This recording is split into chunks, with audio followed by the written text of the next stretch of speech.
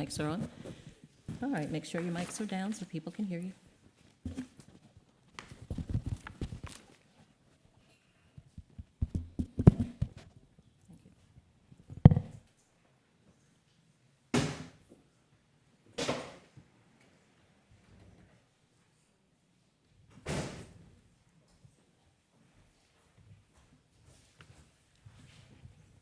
Hi there. Welcome. We'll wait for her to get her coat off and then. I'm glad you brought her there.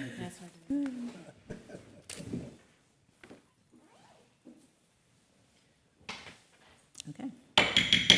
It is 6 o'clock, and it is time to call the Board of Commissioners meeting into order. I want to welcome everybody who has made it out during this rainy weather and those who have tuned in online. Can you please join me in saying the Pledge of Allegiance? I pledge allegiance to the flag of the United States of America and to the republic for which it stands, one nation, under God, indivisible, with liberty and justice for all. Thank you. Elizabeth, can you call the roll, please? Here. Here. Commissioner Oliver? Here? Commissioner Gillikin? Here. Commissioner LaPiccolo? Here. Commissioner Cooper? And can I get a motion to excuse Commissioner Cooper from the meeting tonight? So moved. We've got a motion on the floor. Any questions? All in favor, say aye. Aye. Thank you. Now, I'd like to go ahead and start with making an adjustment to the agenda. Number 7, the lease with the Island Ferry Express LLC. I would like to remove that from the consent agenda and add that to number 4 under new business, but we will continue on with the meeting and discuss that after closed session. Can I get a motion? So moved. Got a motion on the floor. Any questions? All in favor, say aye. Aye. All opposed have the same right. Very good. Mayor Harker, I had talked with Charlie earlier about moving the BUF presentation earlier. Is that what you want to do, is move it up early? Is that okay? Sure. Where would you like to move that? Above the public hearing, or? If that's okay. Okay, Moving what I couldn't hear. The BUF presentation by Vic Fasolino. all righty. So we're just going to move the BWOF old business up right after items of consent. All right, so we are going to be honoring several individuals who have taken the time and joined many of our volunteer boards, and our volunteer boards really are an extension of our town. So there takes a lot of dedication to be part of these boards, and they are not to be taken lightly.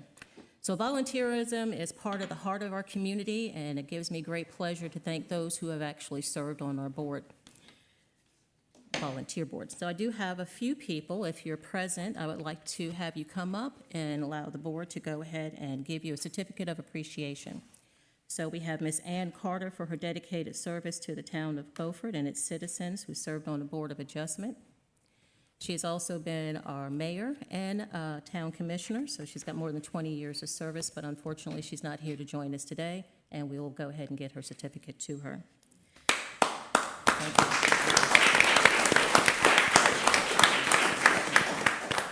Mr. Jonathan Haas, for his dedicated service to the town of Beaufort and its citizen for the Historic Preservation Commission. Mr. Haas, we want to thank you for your service. We'll make sure that he get his certificate.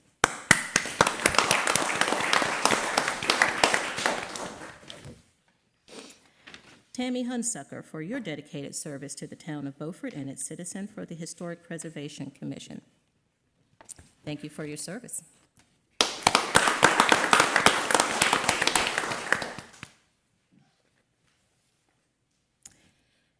Dr. Michael Rave, I know he's here because I see him in the back, for your dedicated service to the town of Beaufort and its citizens by serving on the Park and Recreation Advisory Board.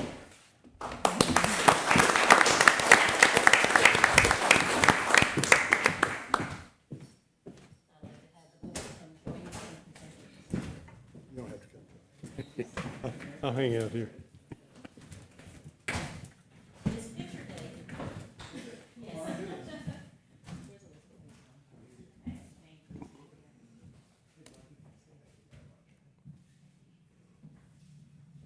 Why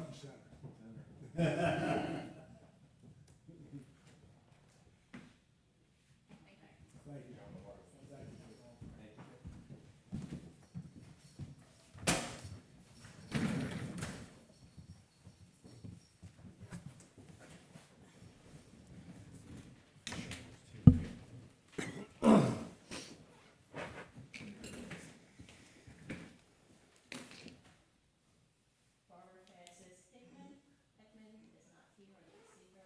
I want to thank her for her dedication service. Park and Recreation Board.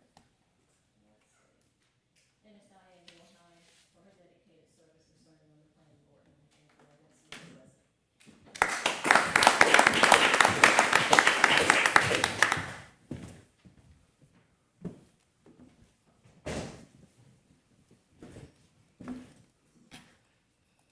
Now we're going to move on to the items of consent.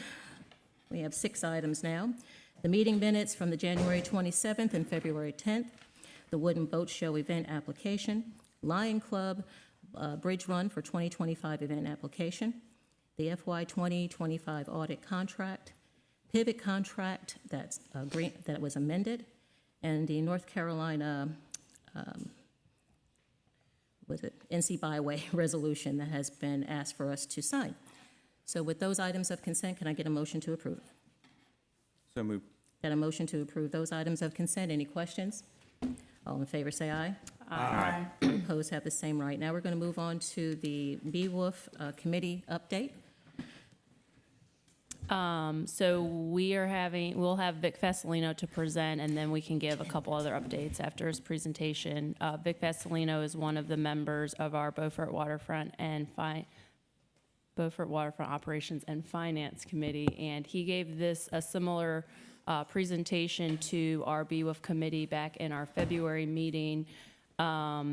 With the committee moving forward with its work on the fuel tank and the marine management and everything we're doing, we wanted to make sure to give an update to the Board of Commissioners and to the public as well. So Vic is going to talk to you today about our underground storage tanks, and very fascinating, I'll tell you. Also very important, we need fuel for our boats. So he's going to talk to you about the underground storage tanks, and then we'll have time for the commissioners to ask questions. Okay. So Vic, I'll give it to you. Good evening, Mayor Harker. Good evening, Commissioners. Thank you for having me. Our committee responded to, there were 4 RFQs for contractors to install our underground storage tank, and our committee felt it would be prudent to interview all of them and learn what we can from them about what works and what can't work in the underground storage tank business. Based on the information we received from them, we put together this slideshow, and our committee will have, at the end of the slideshow, recommendations for you. Let me see if I have control here. Okay. So the 2 main considerations were what needs to be installed and where do we install it. There was a lot of discussion as to what we should be installing. Are we going to sell gasoline, the number of tanks we're going to need, and the size of the tanks? Now, most of those issues have been resolved except for sale of gasoline. We currently do not sell gasoline on the waterfront, but when the previous working committee had the public input session at the firehouse, there were several comments from people that indeed the town should start selling gasoline. Now, there's a lot of ups and downs, and basically we have not totally resolved that. We're going to put it on you guys ultimately, but the pros and cons of selling gasoline: 1 is the hazard of gasoline. 2 is, to sell gasoline, you need to have a person present almost all the time to sell it, because you never know when a boat's going to pull up. And the quantity that can be sold. If you'll recall, we decided to be in the fuel business because of the volume of diesel fuel that we know can be sold. We're not so sure of the numbers on gasoline. We have to do more research to make that decision before we can say yes or no on gasoline. And you'll see that will be factored in our recommendations. Number of tanks got resolved pretty quickly. We currently have 12,000, Gear Oil currently has a 12,000 gallon storage tank. We discussed it with the contractors, and most everybody felt that a 20,000 gallon storage tank would be more than adequate. That would require less tankers parking and filling the tank than we currently use, but it's not going to bury this incredibly large tank that's going to be obtrusive. And the number of tanks, there was talk about a fuel farm, as if putting in 2 smaller tanks is better than 1 larger tank. And after talking to all 4 contractors, the conclusion is no. 1 single tank is by far a more efficient way to go. So in addition to that, there is the where to install considerations. And I'm going to have to walk away from the microphone because I can't quite read that from here. So, the considerations that we discussed are the alignment of a location with the waterfront master plan. And if you recall, the waterfront master plan had 10 recommendations. Thank you. Had 10 recommendations that the original waterfront committee came up with. So when we choose a location for where the new tank is to go, we need to take into account what that original plan had, and are we sticking to that plan? Deliveries is a big issue. Where does a tanker park when it's going to unload? Currently, they park on Front Street early in the morning and pump the gas or the diesel fuel into the Gear Oil tanks. That's certainly a possibility. It does obstruct traffic, but we're talking about 4 or 5 o'clock in the morning, so it's not that big an issue, but it is something we had to consider. Noise is a consideration when the tanker pumps the fuel out of the tanker and into the ground tank. There is noise that comes from that. Odors, also a consideration, not such a big one with diesel, but more with gasoline. Apparently gasoline tanks need vent pipes out of the ground, and we see those at gas stations pretty regularly. And there's odor that comes from the gas tank, not so much the diesel tank though. Geotechnical investigation, wherever the tank gets chosen to go, we have to know that the soil is capable of supporting the weight of the tank. But that's going to apply to all sites no matter what. So that's not an eliminating factor. Location of system monitoring panel. When you install one of these fuel farms, the new regulations from DEQ, the Department of Environmental Quality, who regulates tanks, now has an ordinance that all tanks will be double-walled, and you need a monitoring system that monitors the gas between the 2 tanks. So if you have leakage in one tank, on the inner tank, it can get picked up before it breaks through the outer tank. Well, that equipment has to be housed somewhere, and normally it's in the dock master's office. So the location of that system is part of our considerations. Location of an electrical meter panel, no matter where the tank has to go, there are pumps involved, there has to be an electrical panel servicing the tanks. Permitting, again, no matter where the location that you choose, it has to be permittable by the Department of Environmental Quality. We never really thought this was a big deal until we started talking to some of the installers, and as you'll see in successive slides, it has become an issue. Maintenance access, of course, you need to access the tops of the tanks constantly. Apparently, there is a daily inspection required if you are correctly keeping your logs of your tanks. So staff has to go out to the tanks and inspect every day, so that's a consideration. Cost to install, obviously a consideration. Site restoration, what happens after you install the tank? What's on top? Basically, no matter where the tank goes, it will have a concrete slab over the top of it, and that slab is about the same size as the tank. There was some discussion as can you put that slab down lower in the ground, put topsoil on it, and put grass. 2 of the contractors felt, no, you can't, and the other 2 said, well, we've not seen it, but maybe it's a possibility. So it's just a consideration we had to take into effect. And obviously, effect on parking. If we're going to put a tank in a parking lot, on an existing parking lot, that's going to become a major consideration. Okay, so this slide gives you an overview of what's out there, and what is out there has a dramatic effect on what we're going to do.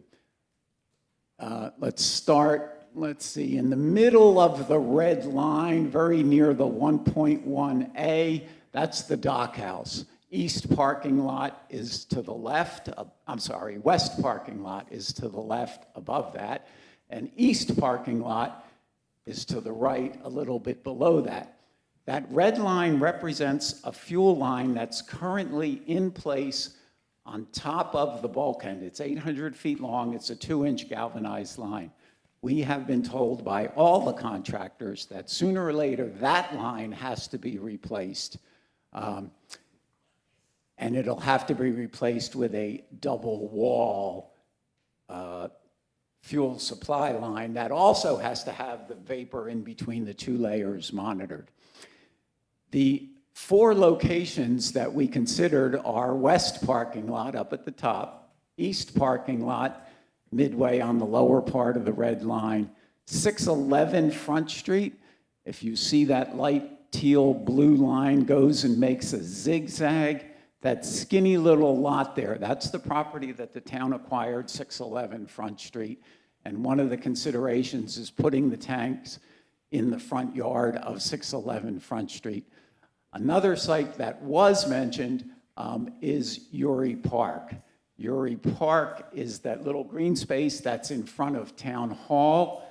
If you continue on the purple line, 300 feet further down the line, that's where Uri Park is. So those were the 4 sites that we considered. And the fuel line consideration turned out to be a big deal. Apparently, to replace the 800 feet, which we know we have to replace, the pipe is incredibly expensive, $100 a foot, somebody told us, and half again as much to install it. Just to replace that particular piece of pipe, we're looking at well over $120,000. And that has nothing to do with installing the fuel tanks.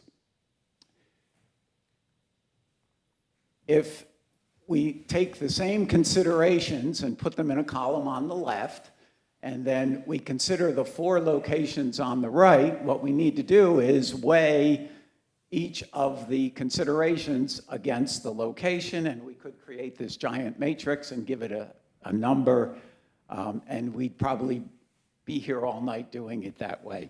So there is a shorter way that kind of works. We can look at the downsides of each one of the locations. So the first location that we looked at is Uri Park. Some of the major downsides to Uri Park are the donor who donated that park to the town voiced a strong opinion against putting fuel tanks there. Now, technically, he doesn't own the park, which means the town could indeed put the fuel tank there, but that's a consideration when weighing whether or not that site is appropriate. Tanker parking, it's a bit of a challenge in front of Uri Park because it's only Front Street there. There's not really enough room to back the tanker off of Front Street, so tanker parking is a consideration because it's limited only to Front Street.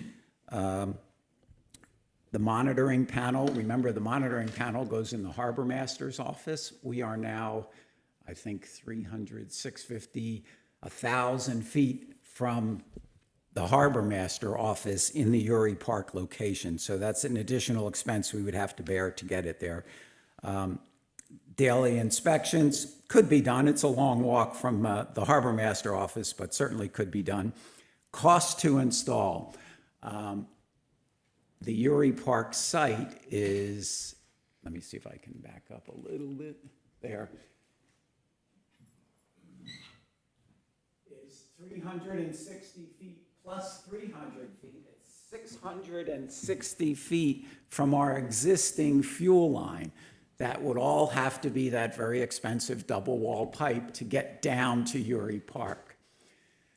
There are challenges to get around the corner where the Lookout sailboat ties up. That would be the inside corner of that blue line there. Apparently, the street is full of water, sewer, and the underground electric for the lights and for going under the dock there. So there's a dramatic expense to get around from Uri Park all the way to tie into our existing fuel line. So those are the drawbacks to Uri Park. Based on that, we pretty much eliminated Uri Park. Then we looked at 611 Front Street. So 611 Front Street is the empty lot, and it's empty in the front. The considerations there, or the downsides there, is we heard from the owner of the Inlet Inn, and there is a pull-off bus parking place right in front of the Inlet Inn, right adjacent to that 611 Front Street lot, which would be a great place to park tankers. Except the owner has concern that those are his prime rooms. They face the water, and parking a tanker there at 5 o'clock in the morning and running a pump, it may not be a good idea. So he has significant concerns about that. Alternative tanker parking, well, you can't get the tanker far enough away to control the noise and still reach that spot. Monitoring panel, same consideration as Uri Park. It's a long way to the dockhouse. Cost to install. That's also a major one on that particular site. We had a number thrown around. It would cost $50,000 just to go under the street without the cost of the pipe. There's also the question of permitting. Two of our contractors felt that the DEQ, Department of Environmental Quality, would not allow the pipe, especially a gasoline pipe, to run under the street. We have not confirmed or not confirmed that that is the case, but apparently there would be challenges with permitting to get there. Cost to install, I touched on it, but once again, that pipe, to go all of that distance, we're looking, at $100 a foot, $150 a foot. We're looking at $100,000 without cutting the street just to tie into our existing fuel line. There's one other major consideration. If we chose to bury the tanks on the front of 611, it definitely can affect the future of what happens to that property. The town has acquired the property because they wanted the waterfront rights on the south side of the street, but the rest of the parcel is currently unencumbered. It could be sold, it could be kept, it could be used in the town, but by burying the tanks on the front of that property, you're definitely impacting the retail value that you might be able to sell the property for. So that takes us to the east and west parking lots. Now, east and west parking lots are pretty much identical as far as these considerations are concerned. You can bury a tank in either one. The costs are pretty much the same in either parking lot. That red line runs across the front of the parking lot, so the connection line into the existing fuel system is minimal. It could go either way, except for one large significant thing, and that is item number 1 up there, alignment with the master plan. The original waterfront committee came up with 10 recommendations that we derived from public hearings, and we had 3 public input sessions to discuss what the citizens of the town wanted and what it should ultimately look like. recommendation number 5 was actually to bury the fuel tank in the center of the west parking lot. So when Moffett and Nichols looked at this, we didn't have the alternate location of 611, and nobody had mentioned Uri Park. So they were looking at east parking lot, west parking lot. They concluded, and the public supported, putting the tank in the west parking lot. That was recommendation number 5. But more than that was recommendation number 9, and recommendation number 9 was to build a harbor center in the west end of the west parking lot.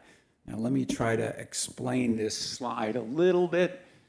All the way over on the right side, we have the dock house, and then there's a green space that says existing park. That is John Newton Park. Then everything from there going this way is proposed new in recommendation number 9, and it's to be green space because this pink square is a new harbor welcome center. So it's a place where boaters come in, they check in, it's where the harbor master office could be. The bathrooms that are current, or the shower rooms that are currently in use would be torn down and they would get moved into that building. This was all considered in recommendation number 9. So the west parking lot has the advantage that it stays in alignment with the master plan, whereas the east parking lot, not so much. The last item on those considerations was effect on parking, and this is a pretty big one. Also, on the original waterfront committees, we did an informal look at parking in Beaufort, and this is a map of downtown Beaufort. The red bullseye is the dock house. We're going up 3 blocks, that's to Cedar Street. We're coming to the left 3 blocks, that's to Moore, and we're going to the right 4 blocks, that's to Live Oak Street. The distance from Cedar Street to, from Front Street to Cedar Street is 1,650 feet, 15 feet. It's basically 0.3 of a mile. We counted all the parking places that were there, and we classified them in 4 ways. Up top, the legend TP is town paid. Those are our numbered spots. PP is private paid. That would be the Baptist Church parking lot. On-street free. Those are the current existing parking spaces that are all over the place. And private available on weekends. These are parking places that are on private property, but these businesses and the town allow private citizens to park there on weekends. That's Town Hall, that's the Truist Bank, the Social Services Building. It does not include the courthouse because we wanted to prevent the parking, or we didn't want to count the parking in the courthouse because the farmer market uses that on almost every Saturday. So the totals, when you add all that together, are there's 1,169 parking places available in the town, spread out in a variety of locations.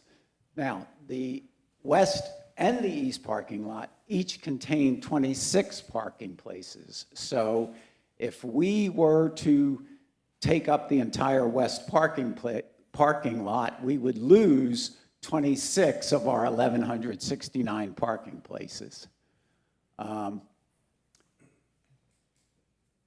If we go back to the map, there's some additional considerations. When we did this, the Park Service had a contract with the town. Now, the Park Service no longer has that contract, but the town had the obligation to provide 85 parking places for the Park Service. The Park Service is no longer under contract with the town. Does that add 85 parking places? I don't know. I guess it depends on how you look at it. But Orange Street, which is 2 blocks 2 streets over from the red dot, is currently a two-way street. But if it was a one-way street, we could pick up 30 parking places. So that would be in this one line right there of Orange Street, we could gain more than we're losing in the west parking lot down there by the red dot. Also, Queen Street is one way from Front to Broad, and if it became one way continued all the way to Cedar, we could pick up 11 more parking places. So there is a possibility to regain some parking if we were to take up the west parking lot. So our recommendations are one 20,000-gallon diesel tank now, and that's the diesel for the boats, for the main part of the dock, and possibly one 6,000-gallon tank in the future. 6,000 seem to be more than enough gas. There are still considerations we have to look at. Do we want to compete with other gas suppliers? Is there enough money to be made that the town should even endeavor into the gasoline business? We don't have answers for those yet, so we don't recommend that right now, but the possibility would be to do that in the future.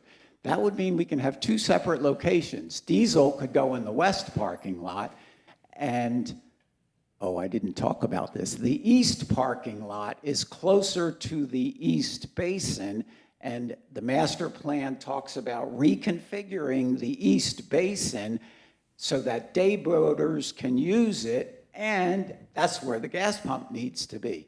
So that separate 6,000-gallon gas tank could be all the way in the east end of the east parking lot, which would put it in close proximity to the day boater docks. And that's why we suggested 2 separate locations. The diesel tank could go just behind the sidewalk in the west parking lot, midway east and west.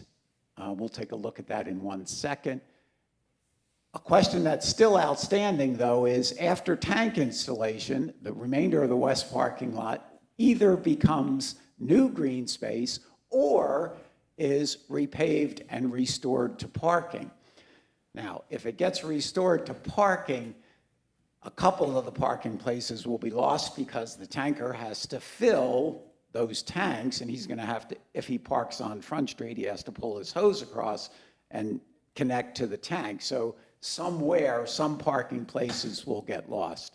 The decision to restore the parking lot is part of the contract we'll sign with the installer of the tank. So prior to now we can get an alternate bid from the contractor, but prior to the installation and the restoration process, we need a firm decision on whether it's going to be replaced with parking or green space.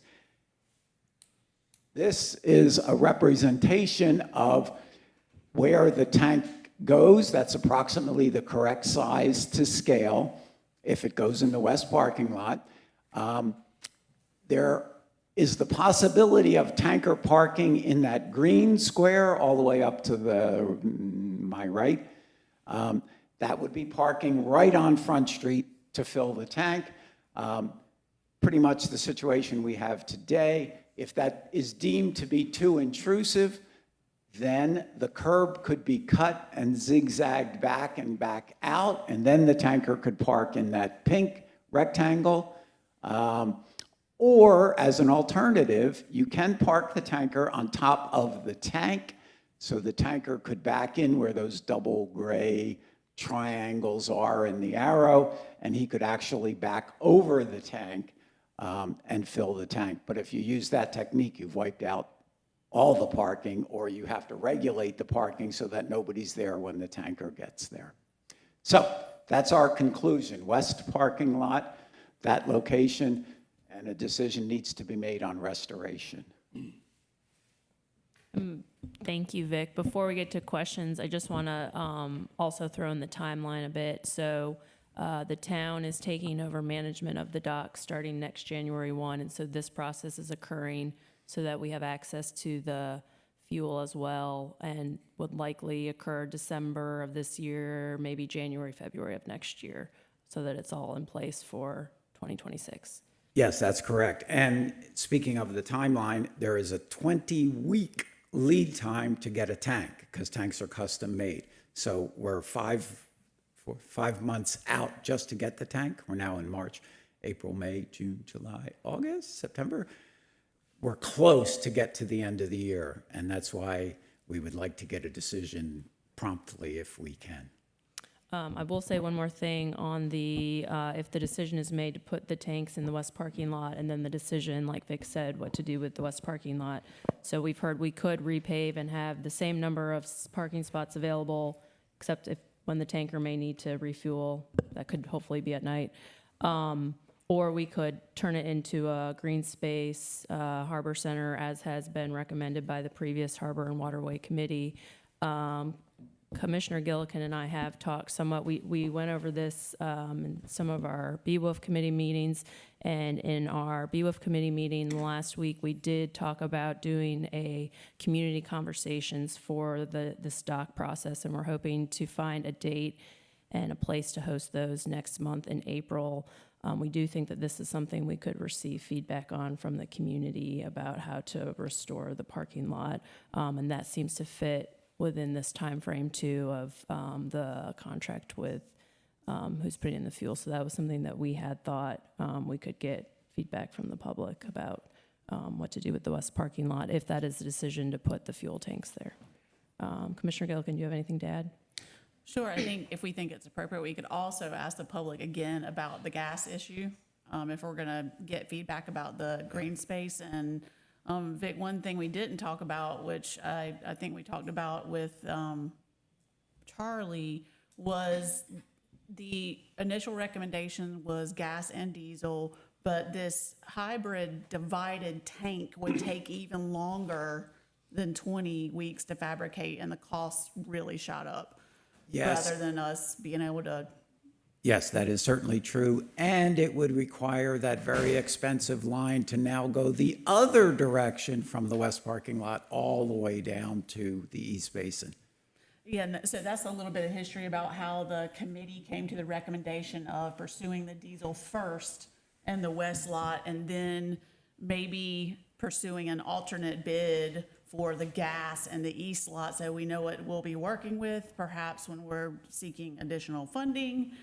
And we also discussed, restoring it to green space or paving, but we also discussed the use of heavy-duty modular pervious pavers as a possibility. And we were thinking it might be nice to have an idea of how much that would cost versus asphalt. And then those could be taken up in the future and maybe repurposed somewhere else in town. Thank you, Vic. I'm going to ask the commissioners if you have any questions. Let's start with Commissioner LaPiccolo. You have any questions?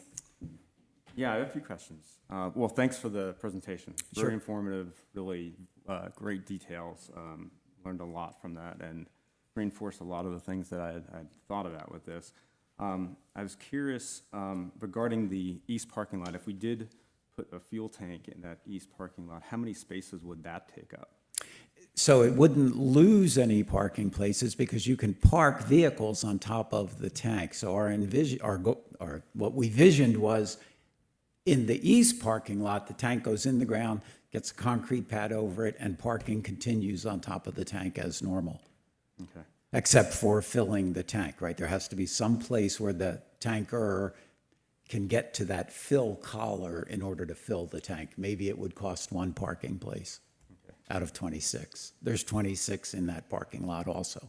And right now, we don't really have any dedicated spaces for private boating anyway, so it really wouldn't make a lot Correct. of sense. There's not really any place for fueling at this point.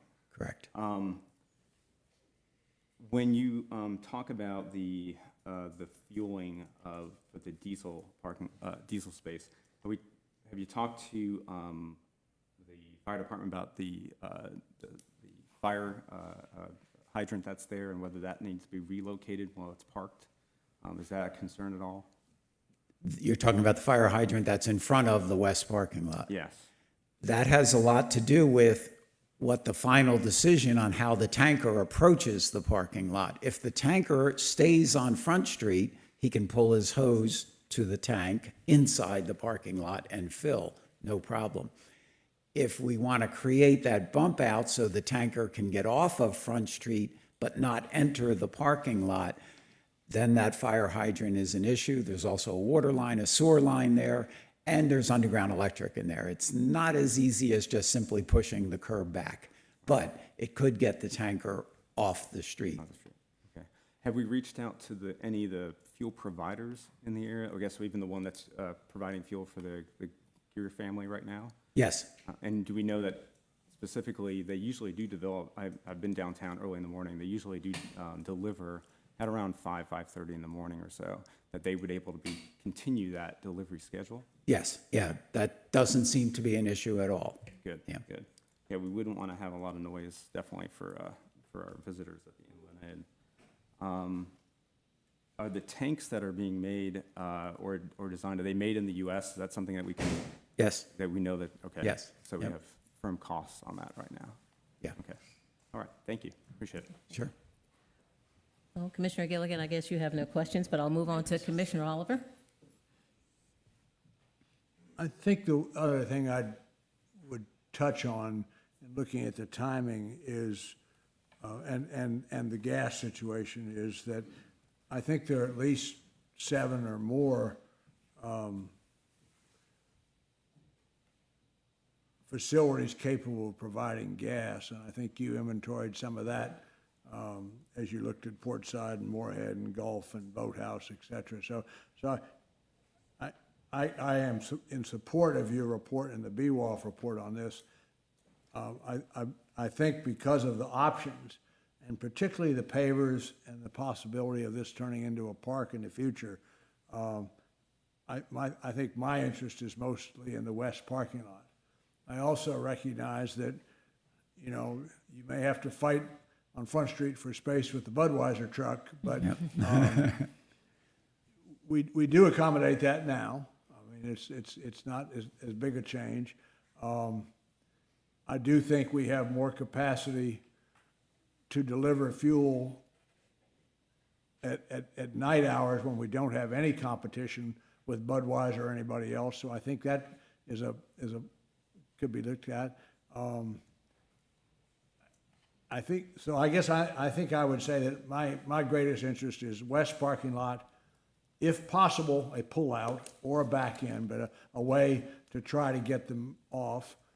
And then I really like the pavers idea because it gives you the flexibility of the future, and it's certainly an attractive amenity that could very comfortably, if we can figure out the parking capacity, which is ongoing, it gives us more flexibility in the future. So I think that's where, when all this shakes out, I think that's where I end up. Okay. And I agree with that. I think going with an option that's the easiest and hopefully least expensive for the town for fuel delivery. I know that usually the delivery seems to take around 20 minutes or so to perform, from what I've been able to tell. So if we can have those deliveries in the morning, because we do see a lot of the restaurants in town having deliveries in the morning as well, at Clausen's and so forth, the trucks are just pull up right in the middle of the street, basically, and pull out and go right in the front door, and they're doing all their loading. So usually at that time of the morning, it's never a problem. So I would imagine if we're bumping up to a higher size tank, that the number of deliveries will probably be decreased, and we should be able to facilitate that pretty easily, even if they are allowed even just to park just on Front Street on the side of the road, if we don't have to really reconfigure a whole lot there. So if we can do it, the least we have to get into, if it involves moving, water lines and electrical and so forth, that might be a little bit more than we want to get into. But I do agree. Moving this into green space would be optimal, I think, for the town based on the recommendations. I brought up that last layout slide again. Nothing says that you can't start loading right now on Front Street without a bump out or without backing into the parking lot.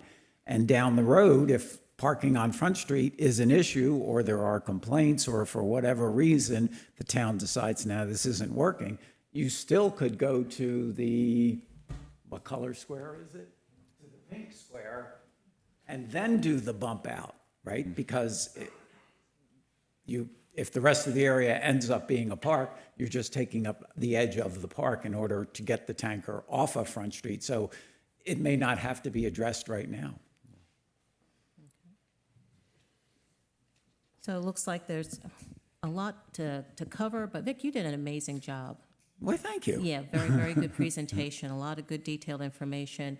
I believe you've given this board a great deal to think about. The BWOF Committee in general is doing a wonderful job solving this very complex problem for us. But it does look like we do need to have just a little bit more information, especially about the use, if the board is going to have a consensus of using the west parking lot, what the potential may be. And as Commissioner Spiegler already said, the BWOF is looking at doing that community conversation to kind of get a sense of where the citizens would like, or what the citizens would like to see in that west parking lot, if that's where the board decides to go. And looking forward to that being planned here shortly, so in April, we'll hopefully look forward to seeing that come along the way. Now, is there any further questions for Vic before? I think that one thing, the bottom line is we need to order a tank. Yes. I see no reason, all of these, I think we should move forward with the installation people as soon as we can, and at least order the tank, because it's the pacing item. Do we have a cost on that? We do not yet, Okay. but I think that that's where we need to go, is get that price, get that tank, get whoever's gonna do it, and perhaps give the manager authority to do that. So we have not gotten confirmed hard numbers on the installation. We have rough numbers from each one of the contractors, but we don't have a hard firm number because where's it going to go? They all want to know that, right? So that's an important part of it. So if we could get a decision that says, yes, west parking lot, then we can come back with firm numbers. Then you define the work scope, and the next action item is to get that contract in place. Charlie, what do you think? In that this is a design build, the top-rated firm out of the review committee is working on the design aspect. Once the design aspect comes forward, then pricing comes, and that's where the rubber meets the road, so to speak, and contractual items come to the forefront.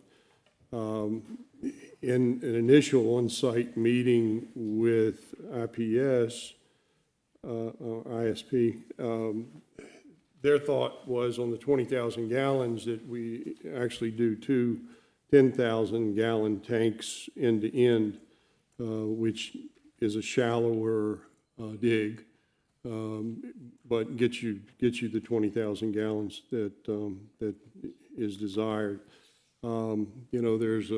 There's a hiccup out there right now about the firm that we're currently working with, if that's the right firm.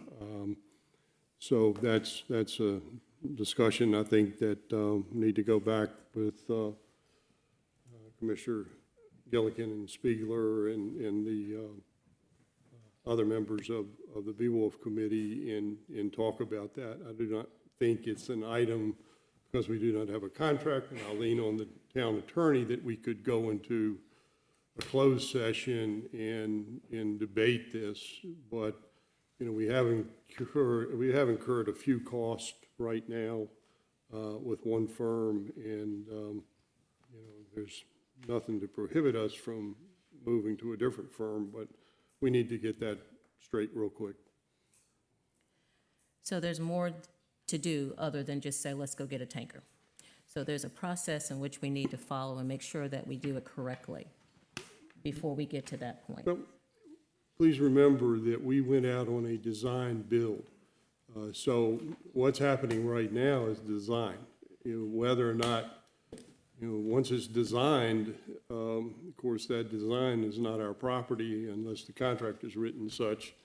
And I understand they're going to present an AIA contract. And I know there is language in there that, in AIA, that you can strike where you own the drawings. That's number one. You have to get it designed by someone.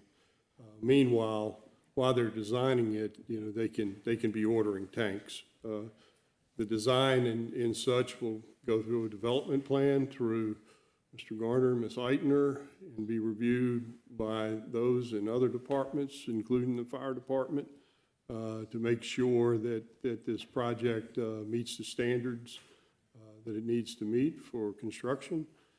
So to Mr. LaPiccolo's comment, the fire department will weigh in on that development plan, as will every other department. And Mr. Gardner, if I'm missing anything there, please tell me. Okay, I can roll on. Okay. So Charlie, do we own the core sample data on the West we do Park? not, we do not. The firm that was selected actually had performed core samples for Safe Harbor. And those core samples were their property. And so none of the other three firms have done any core samples, but that's not I know that there's Stroud Engineering, or a representative of the engineering communities out there. I don't think that the geotech work is a hugely timely part of the equation. It is a crucial piece in doing the design and deciding how you're gonna dig it and how you're gonna put it in.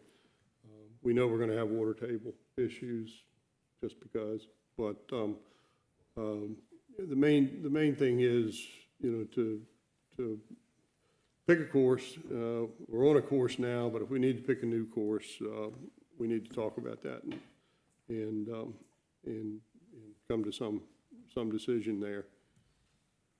So based on the recommendation from the BWOF committee, as far as location is concerned, I'm hearing the west parking lot.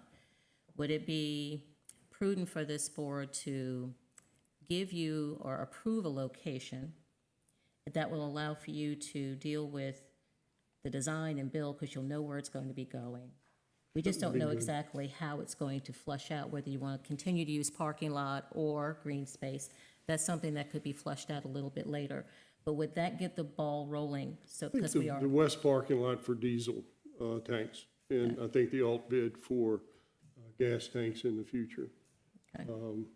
But we can go ahead and get an alt bid and find out what those would cost. Just, if we decide we want to move it, we do, but I think on the front end, the thought is diesel sales, around the first of the year or soon thereafter. Okay. And just as we talked about fuel supplies and everything, and one of the bargaining chips out there is state contract pricing.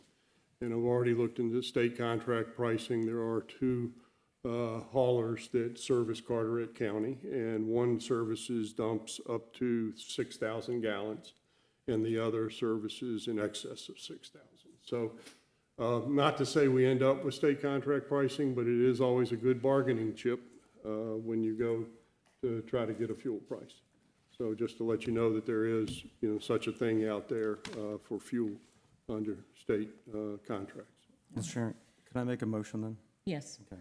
I'd like to make a motion that based on the BWOF recommendations that we place the diesel fuel tanks in the west parking lot, and then allow BWOF to come back to us at a later date with a recommendation for a vendor and quote for installation.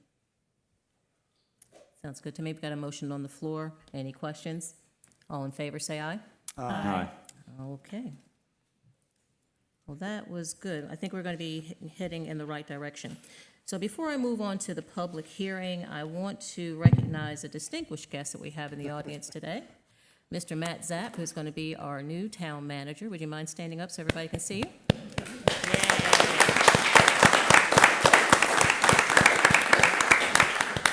He has just a little close to 30 days to continue to sit right there before he sits next to me. And look forward to you joining the team, and thank you for taking the time to come out and take a look at what's going on with Beaufort, and it's getting you caught up to speed. All right, so be prepared for long meetings. We do like to talk a lot, so I just want to let you know. So we've got two items for a public hearing. The first one is case number 2501, is the FDPO text amendment. And can I get a motion to open the floor for public hearing for case number 2501? So moved. Got a motion on the floor. Any questions? All in favor, say aye. Aye. Okay. We'll be hearing from staff, and then we'll hear from the public, and then, Michelle, it's up to you.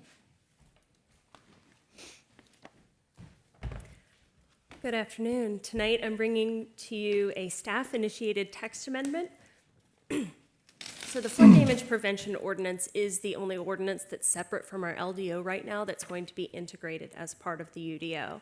I say that because it is subject to 160D style statutory requirements, and one of the we did our suite of 160D updates in 2023, but we didn't touch the flood damage prevention ordinance because it's separate.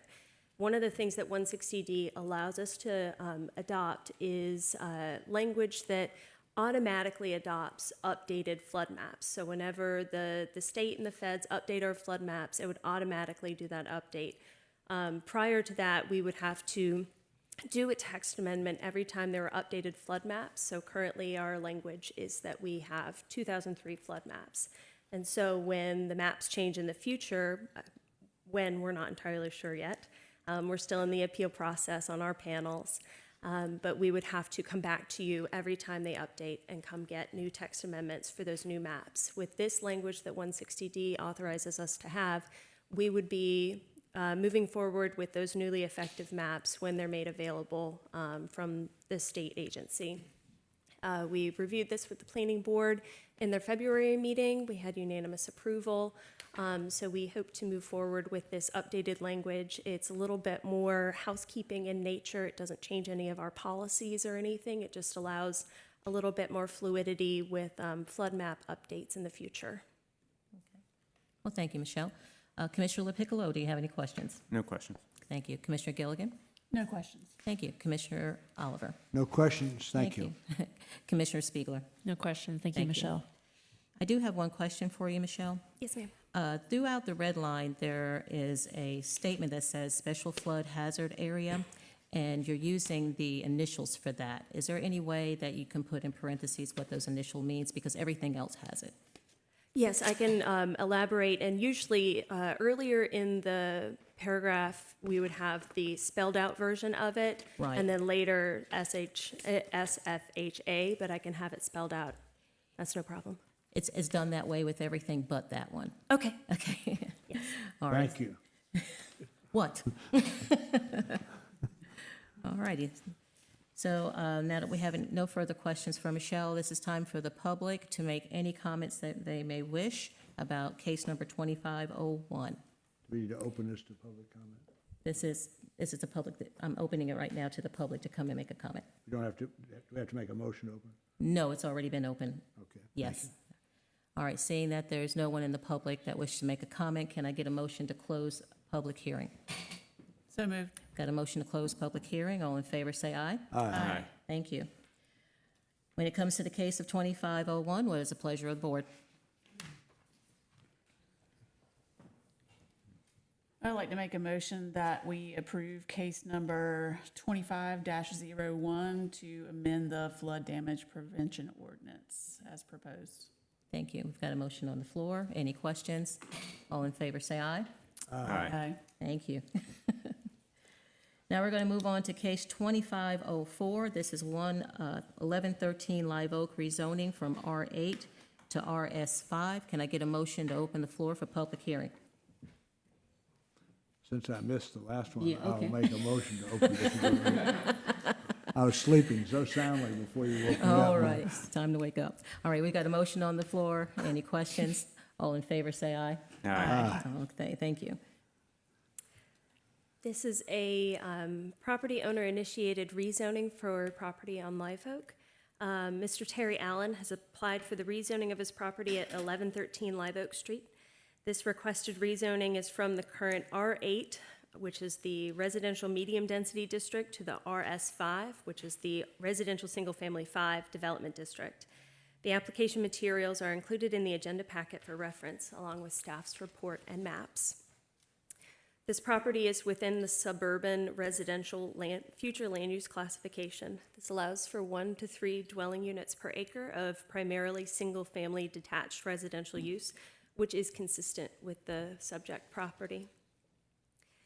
This property, located on the northwest corner of Live Oak Street and Lofton Lane, is bound both on both abutting sides with RS5 zone land. The property across Live Oak to the south is also RS5. The property across the street to the east is zoned R8. Rezoning the property will allow for reduced setbacks, but does require a 50% impervious surface limitation. That is our only zoning district that currently has that limitation in place. The lot does not appear to have enough space to be subdivided into 2 lots with the current site improvements in place. If cleared, the lot could have the dimensions to be subdivided, but the newly created lot to the north would have to be granted access to Lofton Lane, which is a private street.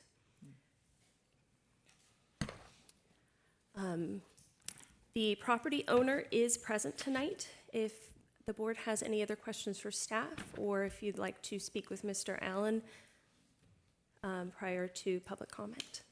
All right, Michelle, we'll have questions for you first, and then we'll move on to Mr. Allen. Is that okay? Yes, ma'am, thank you. All right.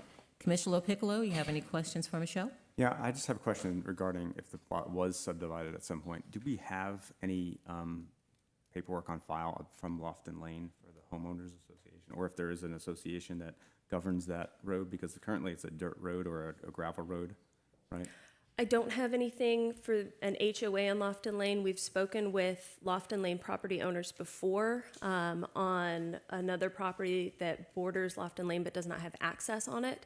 And we're fairly certain that those folks are keeping that a private road and not entertaining any additional traffic on that road. The ownership of Lofton Lane, I'm not sure how it's structured. But that's something that we could entertain at that point, and we would need to have more investigation on that. But we're not sure if there's even a mechanism for the homeowners to grant access to that. I haven't even looked I into have it, no no, idea. sir. Okay. All right, nope. And one other question. There was I think I had sent you an email about this. Former Commissioner Terwilliger had stated at the last meeting that this was brought up as that the addition to the home could be made without changing the zoning. Is that still the case today? I haven't reviewed the site plan, the proposed improvements with the applicant. The application was brought, everything considered. So he's already looked at the site and determined that he needs the rezoning to be able to accomplish his plans. But I know that the prior rezoning in 2022 was under a different land use plan. So this is kind of looking at this as a different future land use classification to consider the rezoning under. Thank you. Okay. Commissioner Gilligan? No questions. Thank you. Commissioner Oliver? I don't have any questions, Michelle. I would ask a favor, if you would. Yes, sir. You have a template that you use that has all of the zoning and the permitted uses of each one listed on one page. I've been going back and forth, and frankly, the uses, in my opinion, are very similar. The biggest difference is the lot size. Am I correct? Yes, sir. And I don't see any big changes in the use permits between one and the other. I agree. It's mostly dimensional standards that are changing in this case. Great, thank you. Yes, sir. Okay, thank you. Commissioner Spiegler? No questions. All right, thank you, Michelle. And Mr. Allen, if you would like to come up and speak?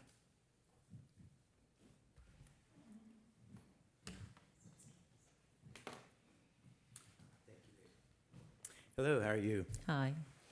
I apologize for missing the last meeting. I was out of town at the time, and it wasn't a chance to get here. So I'm here to answer any questions you may have. All right, let's start with Commissioner Piccolo. Any questions for Mr. Allen? So your intention is to build a garage addition on the back of the property? Yes, a detached garage. Yes, sir. And I guess you've formulated it based on the sides. You don't think that the current zoning will allow for that? Basically, there's a guide wire pole that's right there. So staying off the house enough, that pole will be right in the center of the garage, restricting access to, a two-car garage. Moving it down closer to the back property line, we'll get it clear to where it can, both garages can be accessed, without any. Okay, thank you, sir. All right, thank you. Commissioner Gilligan? No questions. Thank you. Commissioner Oliver? No questions, thank you, sir. Thank you. Commissioner Spiegler? No questions, thank you. All right, thank you, Thank Mr. you. Allen. Have a Appreciate nice- your time. Now I'm going to open the floor to the public, and if they have any comments they would like to make on case number 2504. Seeing that there is none, can I get a motion to close the public hearing? I move to close the public hearing. He's so good. Got a motion on the floor. Any questions? All in favor, say aye. Aye. All righty. When it comes down to the case number 2504, what is the pleasure of the board? I move its approval as published. We've got a motion to approve. Any questions? Don't you have to have a reason for it with, that it's in compliance with the current land use? I love a All right, qualified sorry, planner. I'm just Yeah, trying to follow the rules. Consistency statement, yeah. So do we need to read the whole consistency statement? Okay. I'll amend my motion. I'll amend my motion It's bad when the attorney tells you to abbreviate it, okay? to approval, subject to the submitted criteria. All right, with the consistency statement. Okay, now we've got a proper motion on board. Any questions? All in favor, say aye. Aye. Okay, thank you so much. Thank you, Thank you. Counselor. All right, so now we're going to move on to public comment. You have 3 minutes for your public comment. Please state your name and address. And who do we have up first, Elizabeth?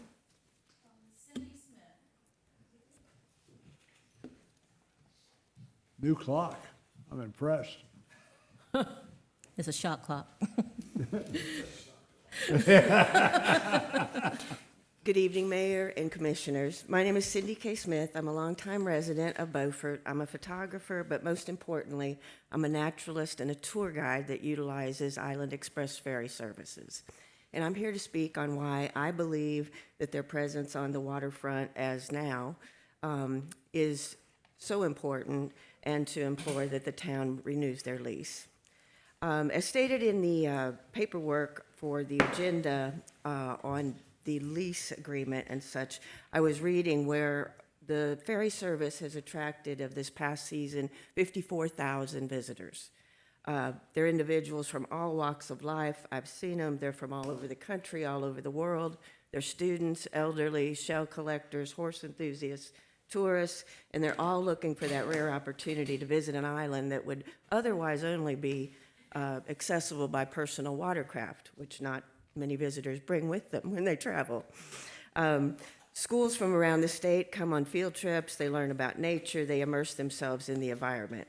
I ride with these folks on the ferry in the groups, and I'm touched and driven by the pure joy that they experience. The crews on the ferry are not only knowledgeable, but very educational.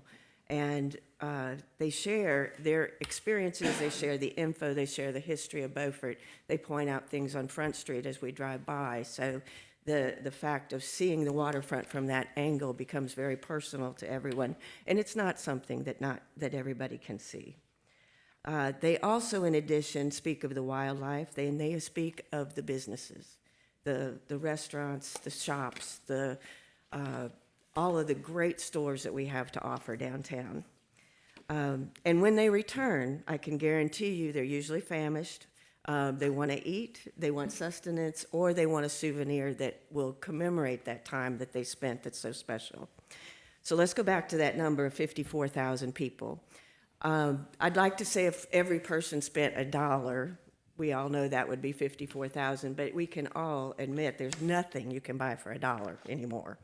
So even at a conservative effort of if each tourist spent $10 in Beaufort, we would be bringing in $540,000 in revenue just by those folks being on Front Street.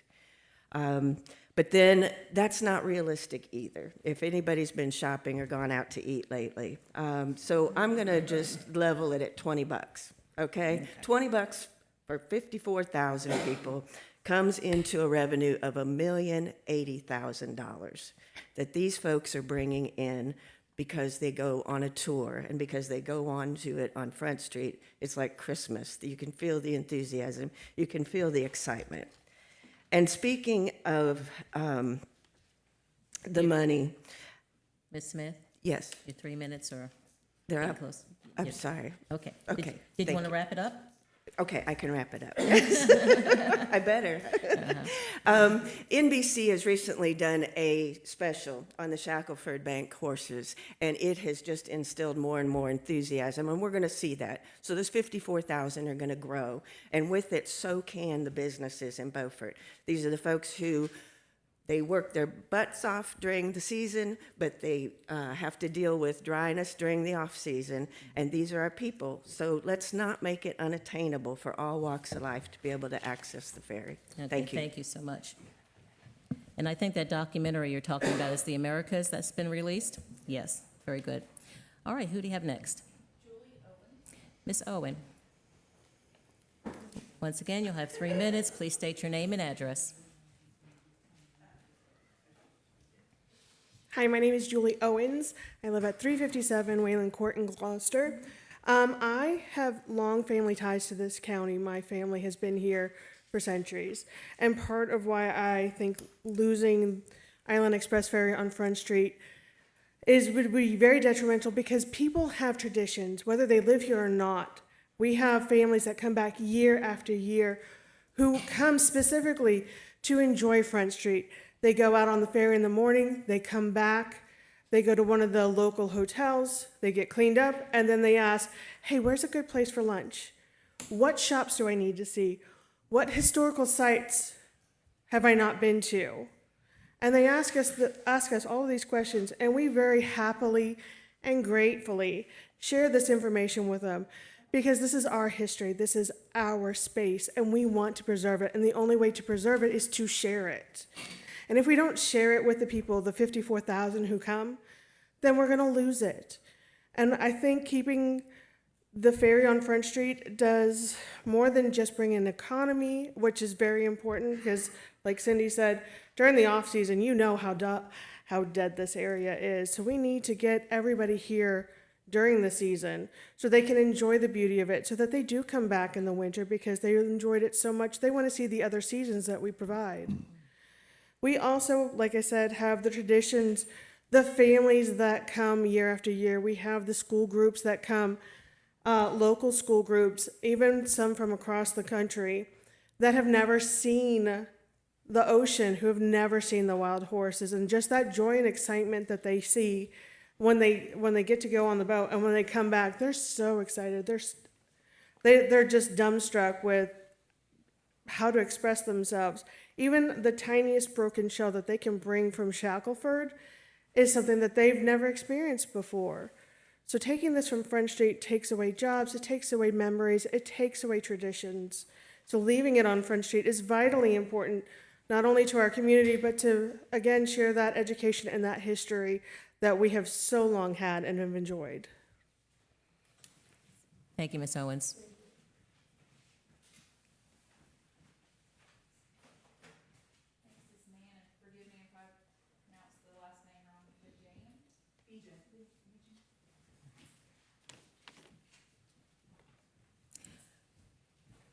Welcome. Good evening, everybody. My name is Nan Beejan. I'm a resident of Beaufort, and like many residents here, I vacationed here, fell in love with Beaufort, moved here in 2018. One of the first things my husband and I did when we vacationed here was hop aboard the Island Express Ferry service and head over to Shackelford Banks. The staff there was kind and welcoming. They told us where to eat, where to go, what to see. Very knowledgeable, and told us where to go in Beaufort. Anytime we have family and friends come, we hop aboard the Island Express Ferry for a fun time at Cape Lookout and Shackelford Banks. When we get off the ferry, we go to the general store for ice cream, shop for souvenirs, eat and drink, all in Beaufort. There are thousands of tourists who have had the same experience as I have. George and Jennifer are not just business owners. They live in Carteret County. Jennifer's children go to school here. Jennifer went to school here. The Aswad family is embedded here. They care about Beaufort and have a vested interest here. When George and Jennifer are not working, they volunteer with the Beaufort Lions Club. doing kids' sight vision screenings, volunteering for the Beaufort Bridge Run, and other activities. So all this to say, while I understand the town of Beaufort may be looking into other business groups outside of Beaufort that may be able to provide the same service as Island Express Ferry Service, you're not going to find another locally owned business dedicated to employing locals and serving our community as well as being respected community members. I believe it is in the town of Beaufort's best interest to collaborate and negotiate with Island Express Ferry Service to reach an agreement that benefits both entities and keeps Island Express Ferry Service located at the downtown docks. Island Express Ferry Service has been a leader in business and tourism in Beaufort for 12 years. Beaufort relies on tourism. We welcome tourists. We also love our waterways and want to be able to explore our national seashores with the help of Island Express Ferry Service. Please keep Island Express Ferry Service in Beaufort to continue to serve our tourists and the needs of our community with the reliability, pride, and dedication that we have all relied on for so many years. Thank you so much. Thank you so much, and thank you for your email and your husband's email as well. Okay. Mr. Piner, Jimmy Piner, there we go.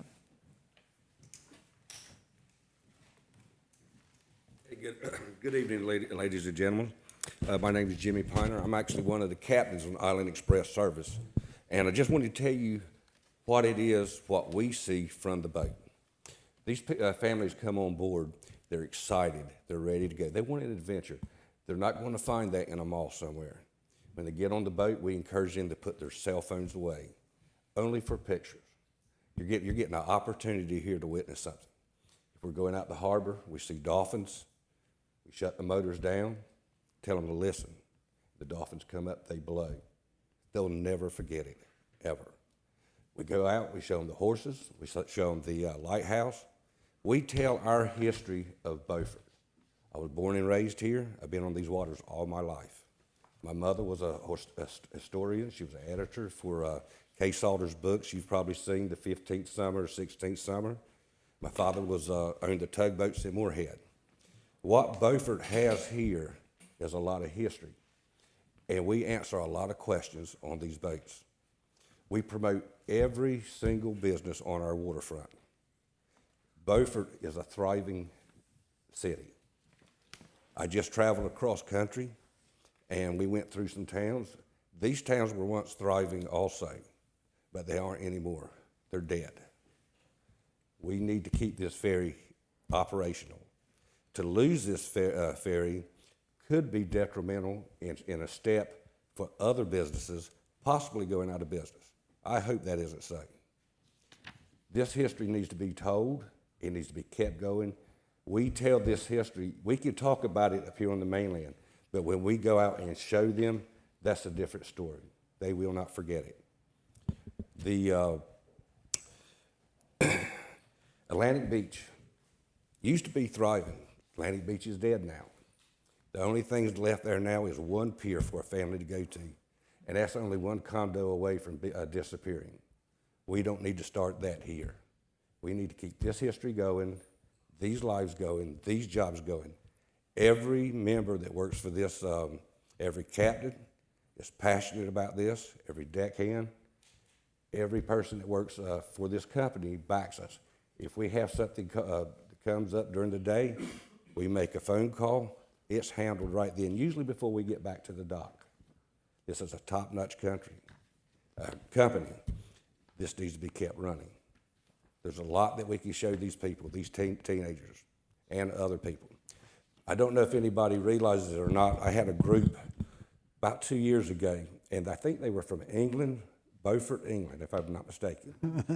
And they took took tour buses here from wherever they flew into to go out and see Shackford and Cape Lookout. And their goal was to fly all over or to go to every country and state that had a community named Beaufort. Mm-hmm. Can you imagine that? Actually, Beaufort, South Carolina is the only one that pronounces it Beaufort. They got it wrong. What we have here is a gym. We need to keep this going. And I appreciate you listening to me, and I hope you strongly consider this. If we lose this, it could be detrimental into a step in a direction of some of the closed cities that I've seen this past year traveling. I pray that isn't so. Thank you very much. Thank you, Mr. Piner. Thank you, Kevin. All right, that is the end of public comments, and thank you, each and every one of you who came up to speak. Now we're going to move on to new business. The first item is the UDO draft vision statement. And Charlie, who do we have for that? Michelle Leitner's gonna do the preliminary there. Look at her go. Just a little introduction, and we met with the UDO Steering Committee earlier today. That was a really great meeting, so thank you, committee members, staff, and attendees. And so this is a lot of the information that we've discussed with the committee. We won't bring you all the boring stuff about drafting and outline and everything, but the more exciting things that we do need board review on, like the vision statement, the principles and goals for the UDO, setting these out at the outset of our project. Now, this is going to be 2 to 3 years out until we get a full completed project. So this will be really helpful to refer back to when we have questions of policy or we need to readdress the premise of the whole project. So I'd like to introduce our consultants from Whitesmith Cousineau.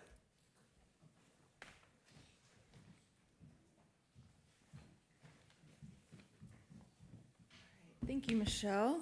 Good evening, Mayor Harker, commissioners. It's a pleasure to be here with you tonight. I'm Kelly Cousineau with Whitesmith Cousineau. I'm joined by my colleague, Caitlin Cameron.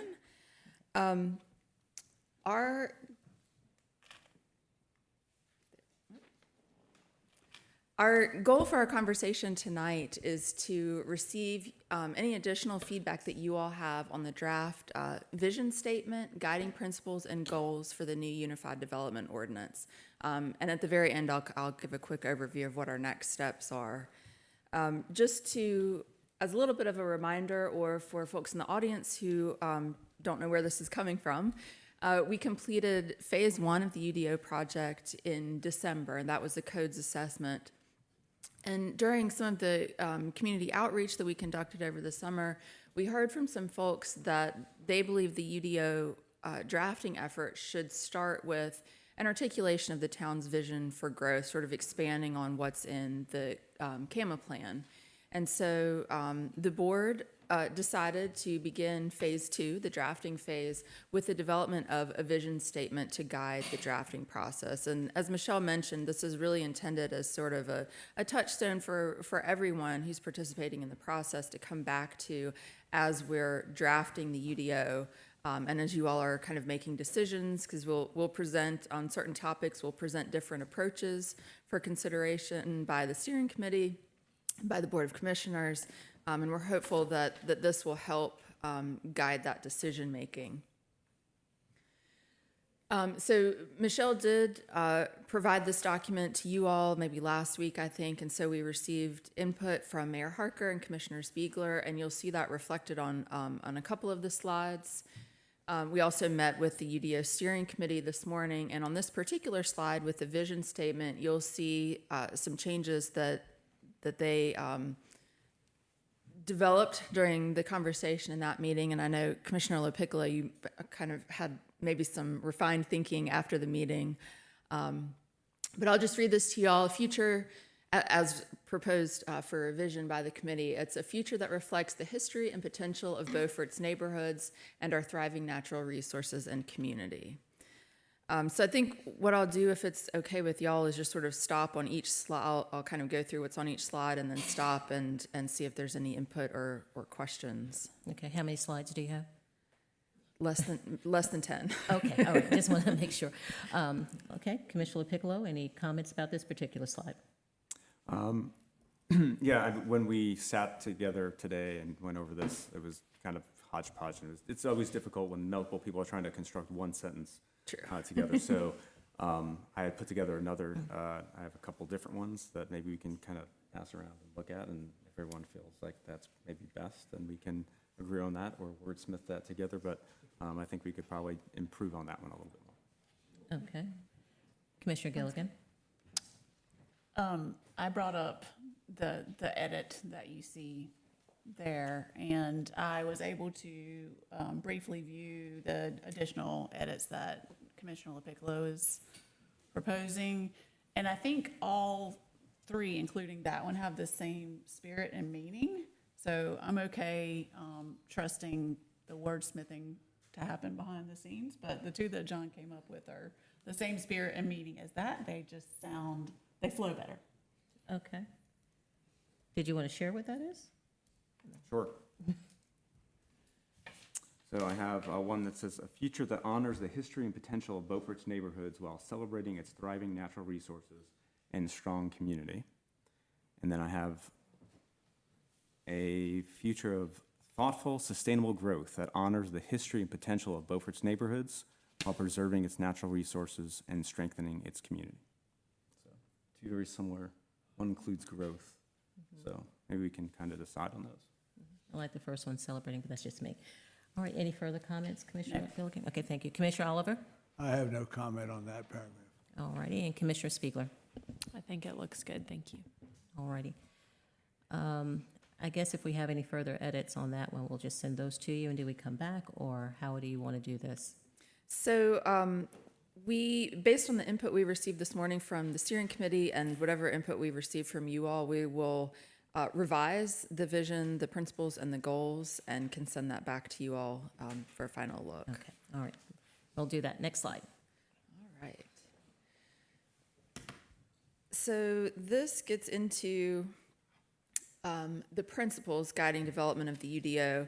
And so I mentioned we received some input from Mayor Harker and Commissioner Spiegler. That's reflected here. Mayor Harker, I know your comment was a little bit broader about just revising some words, making it a little bit easier to read. We've made that the specific change you recommended in number 2, but we do plan to go through all of the goals and principles and make some revisions based on your input of just simplifying the language.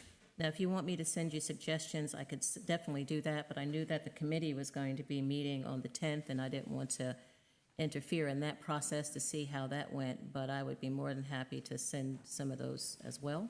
Certainly. But it definitely does need to have some, connecting to the people, so it's not a higher level document, something Sure. that the people can connect to, because it is supposed to be for them. But thank you. If it's time for comments, I agree with Mayor Harker. I think making sure it's readable for the community, but I do want to say, I thought y'all did a really good job, and I thought the spirit of the vision was very good and reflected what you've heard from us over the past, how many months now? So Great. I just want to say thank you. Sure, great, that's good to hear. And just real quickly, how we're going to use this initially, and still, the intent is to basically have this as a one-pager that we can have on the website, or we can have as handouts for the community and anybody who's involved in the drafting process. The steering committee this morning also suggested perhaps starting the UDO with this. This wouldn't be regulatory, but it sort of sets the stage for the rest of the document. So that's, we've added that into our thinking as well. Okay. So I think there's 8 principles here: consistency with the town's comprehensive and CAMA land use plan and other adopted town plans, implementing relevant aspects of the CAMA plan, particularly the 8 community goals and the character areas on the future land use map, making sure that outreach and opportunities for input are inclusive of all community members, businesses, and industries, including members of the development community. And then also that the UDO includes standards that recognize and give equal measure to all communities and areas within the town's jurisdiction. So that would include the ETJ as well. Any other thoughts or recommended edits before I go on to the next slide? Anybody? Commissioner Piccolo? Commissioner Gilligan? Not on Commissioner Oliver? those, not on those. Okay. I just suggested maybe more consistency in the structure of the sentence, but that's something that can happen behind the scenes. Okay.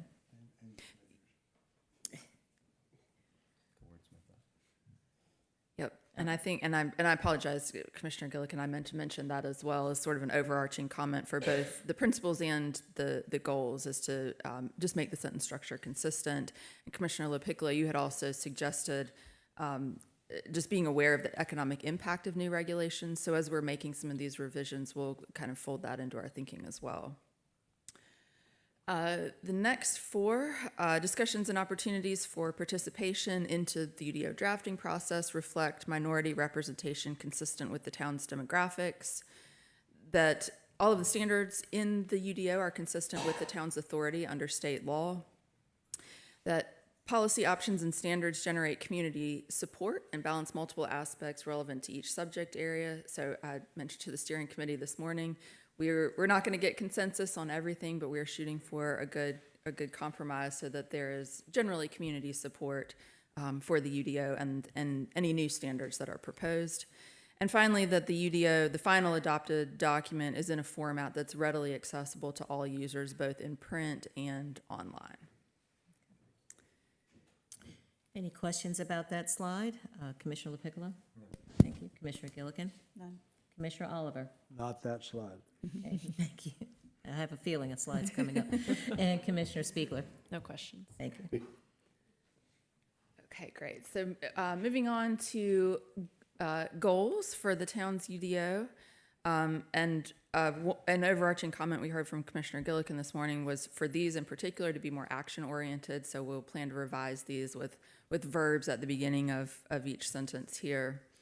The first would be alignment of future growth with the availability of infrastructure and the carrying capacity to serve it. That there are increased housing options attainable to folks living and working in Beaufort, in particular year-round residents. That there's protection of the character of residential neighborhoods by limiting short-term rentals and allowing only limited and compatible non-residential uses. One thing the steering committee talked about today was the use of the word limit, that may not be the goal of short-term rental regulations, so that's a revision we're going to make to just clarify that what the goal is for short-term rentals. And the second part of that, allowing only limited and compatible non-residential uses, there was some ambiguity in what the term limited meant, and so I think we're going to add limited types of compatible non-residential uses. The goal wasn't to limit the number of uses there. The last one here is ensuring quality development and redevelopment of commercial and mixed-use areas in all areas of the town. And that one, the steering committee suggested just clarifying that the goal is not to allow commercial and mixed use in all areas of the town, but where those uses are appropriate and allowed, that there would be quality development and redevelopment. Okay. Commissioner LaPiccolo, anything on this slide that stands out to you? No, we did go through much of this, spent a lot of time on this slide and made specific comments and requests for changing certain words. So I'm glad you brought that up. Thank you. Okay, thank you.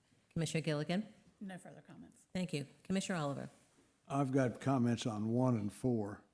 On number 1, I suggest a slight wording, a rearrangement of the word so that it reads as follows: alignment of future growth and services with the carrying capacity of infrastructure to serve it.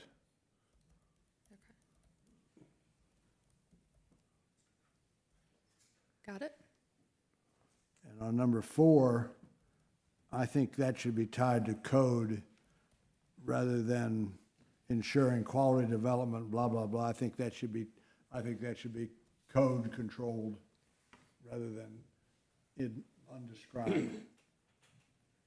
Not sure I understand what you mean. I think it should be tied to building code. Oh, gotcha, building code. Not adjectives that are indescribable.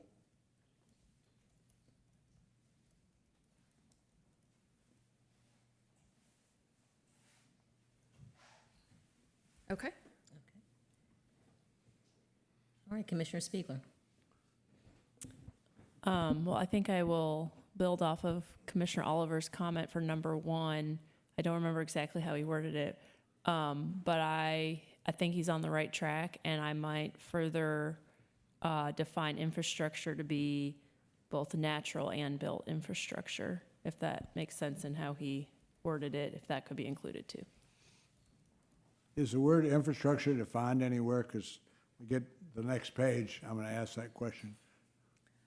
It will be in the UDO, but we have not, What- and we have how- not defined it I'll- yet. I'll get to the next page then, okay. Okay. That's my only comment for that page. Okay. Thanks. Okay.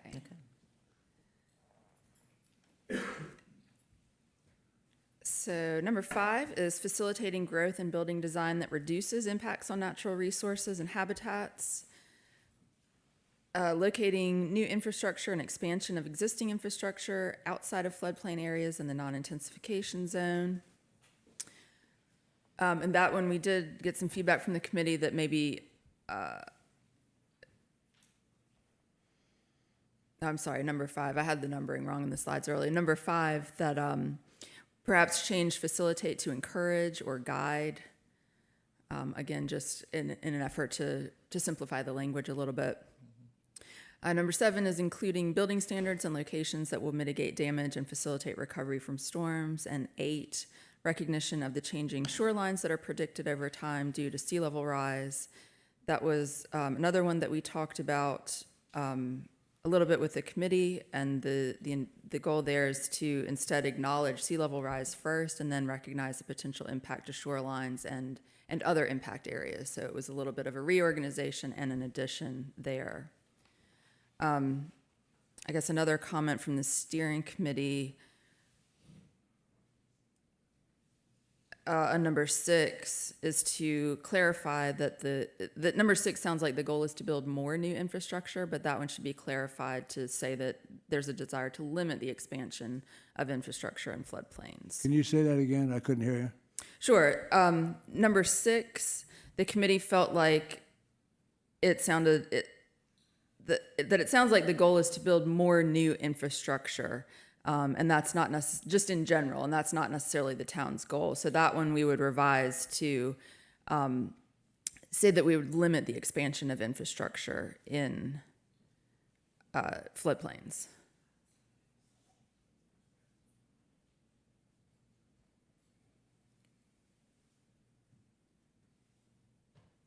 I'll wait until my turn. Yeah, go ahead. Go ahead. Go ahead. Your show. I'm going to let you go first. How about that? Number 6 it really gives me a lot of problems. I have problems with number 6 and number 8, but number 6, and I'm using the printed session, so I'm not smart enough to do it back and forth there. But for instance, what does infrastructure mean? Is a concern. Is it roads? Is it paths? Is it piping? Is it building? Exactly what the definition of infrastructure. And it says locating new infrastructure and the expansion of existing. And I'm skipping over this thing, and it covers the floodplain, which is ill-defined, and the non-intensification zone, which is clearly defined in the document. And one of my concerns is that as a community, I am sincerely worried that we don't know how much impact the words, quote, non-intensification zone means in our town. And I've taken the liberty, because I'm old and can't see, of highlighting what the non-intensification zone is on this piece of paper. And I invite, Charlie, we're going to finally get to use these. That's the map I requested at the meeting. Well, maybe not. Is this the map you Maybe not. But again, it encompasses a tremendous area of our town. And Stick your what this nameplate over it. says, depending on the interpretation of the definitions, is that whatever floodplain means, we have a number of different floodplains in this community. And it says basically that our goal is to locating any new or changes in existing infrastructure in any undefined floodplain and in a non-intensification zone. I don't think that's reasonable. And I specifically don't think it's reasonable unless we address the perfectly long-term methods of mitigation that have been used in these areas historically in this community. There's one place that right now of a large parcel in this town that is being developed using mitigation. We used to build the hotel a loamer, which is an approved method of mitigation for a floodplain area.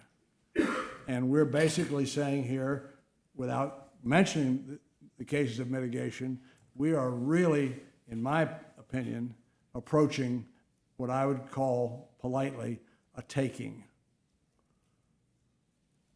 So this particular paragraph is extremely important, and I take very seriously. I'm very much in favor of the UDO, of the review and the process. But I absolutely believe if these are the foundations of our deal, that we have to address mitigation. We have to be very careful that these leading paragraphs, which are going to guide us in the future, are absolutely vetted to the T. And that paragraph number 6 is the area where I find the greatest concern, because I think it effectively is a taking on many of a lot of our town, and I don't think that's our intent as a commission. Is your suggestion to just eliminate number 6 No, ma'am. altogether? Okay.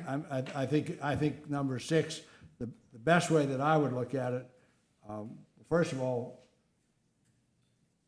and I can come up with some exact words, but when you talk about floodplain, we've got 12-foot floodplains, we've got 10-foot, we've got floodplains of all different heights. So the word floodplain either needs to be removed or Okay. defined. I think that's where And the then- I'm sorry to interrupt. I'm sorry, Kelly. And then the biggest part of this to me is to inject the capability to mitigate Gotcha. the effects of these things with approved methods of mitigation. I'm not looking for anything that's not approved and done, but I want to be able to continue to handle these issues through approved process, legally approved. In many cases, that's state, it's not local, in my opinion. A lot of the floodplain issues are state concerned, but whatever methods are approved, I want to be able to inject that, the capability of landowners, property right owners, to be able to mitigate those issues. So I think that has to be in that paragraph. Okay. And I'd be glad to look at if there's agreement on that, and you who are drafting it, or in the committee, I'd be glad to look at those at the proper time. Okay. That sounds great. All right. Commissioner Piccolo, you have any comments on that? No comment. We did talk about that particular number 6, and my concern was understanding truly the non-intensification zone and its impacts on the community, and asking for exactly just that map there, so that we can all kind of understand what we're dealing with before we make the moves to basically limit all that new infrastructure in our community. And frankly, I think as we get this doing that thing, I think everybody that's outside that boundary needs to pay attention to it, and how we process this, how we process this discussion with people who land we are talking about, I think needs to be extremely formal, so that it doesn't become at least an unannounced taking. So when someone approaches, we can say, well, we can't do that now because we did this.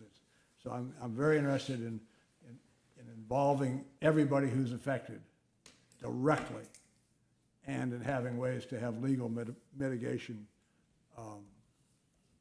in the process. And Kelly, I'll work anytime with you that, as you work through this. Okay. Great. Thank you. Commissioner Gilligan? I think it's important to recognize that this is kind of inspirational and aspirational, and this is not legally binding. I mean, this is going to be in the very front of the document before we get into the pieces that we have to enforce.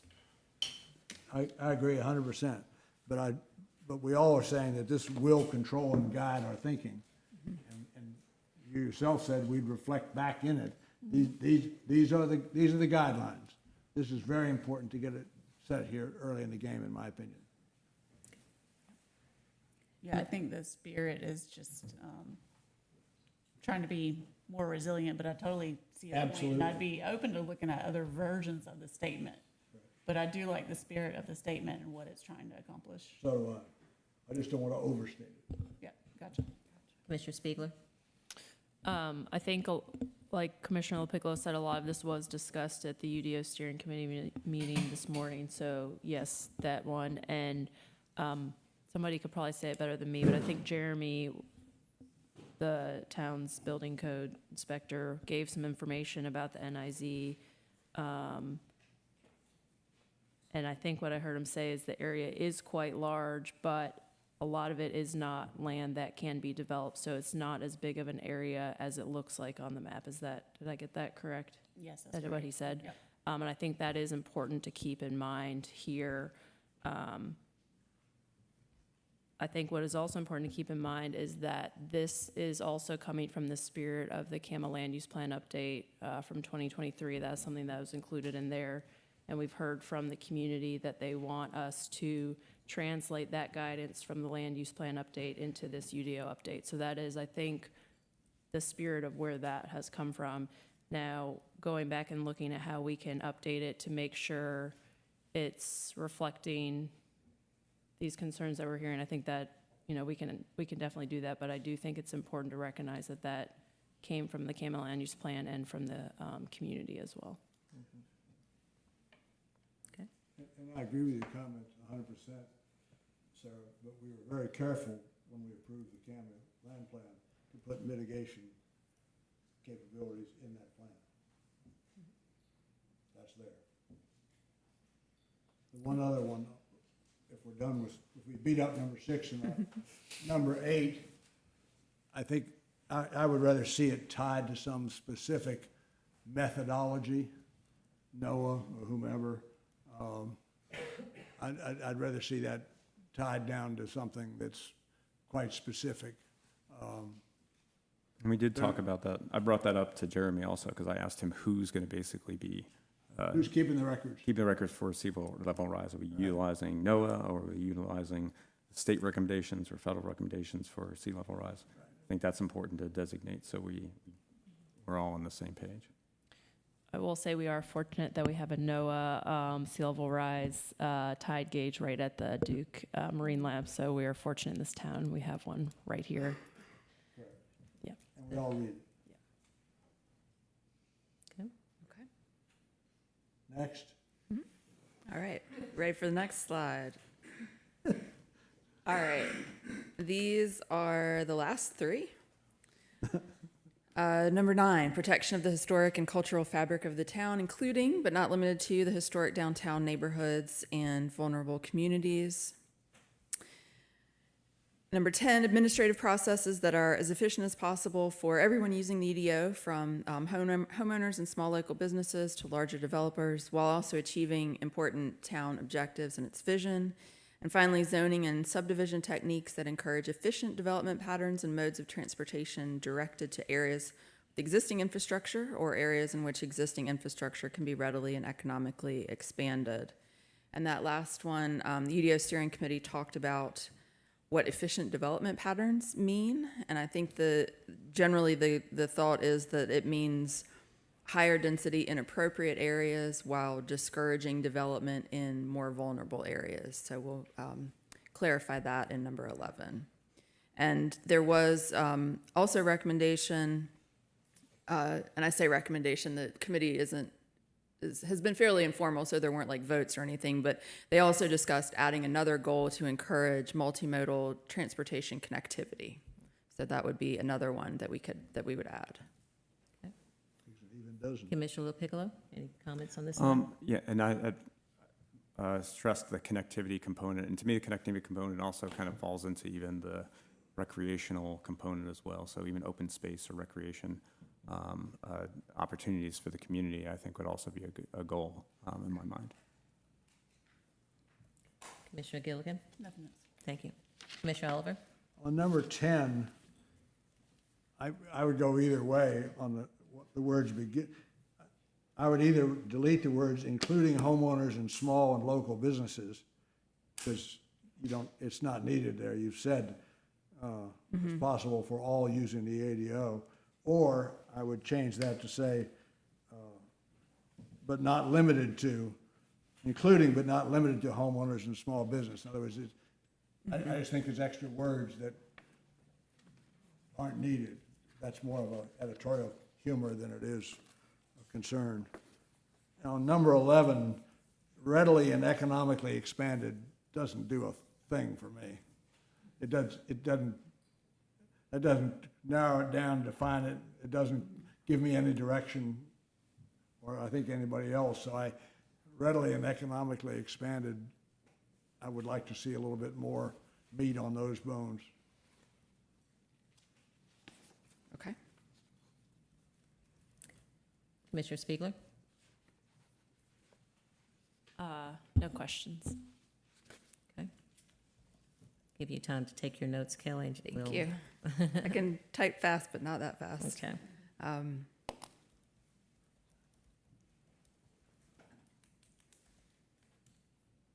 Okay. All right. Ready to move Next on? slide. Yes, ma'am. Next slide, last slide. Just a quick review of our next steps for the project.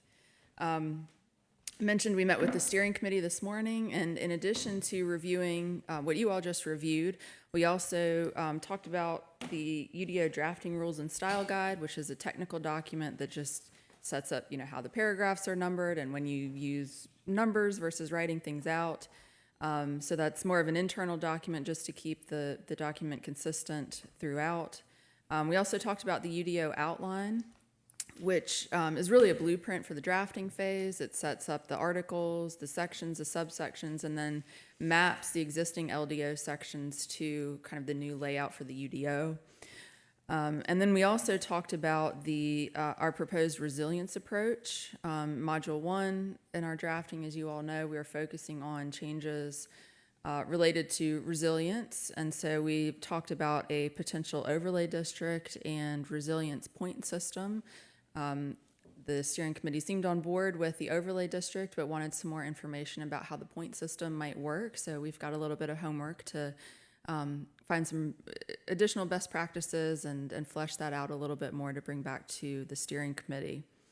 This is a carrot approach. It could be. That's the decision point, is whether it's a requirement or an incentive-based system.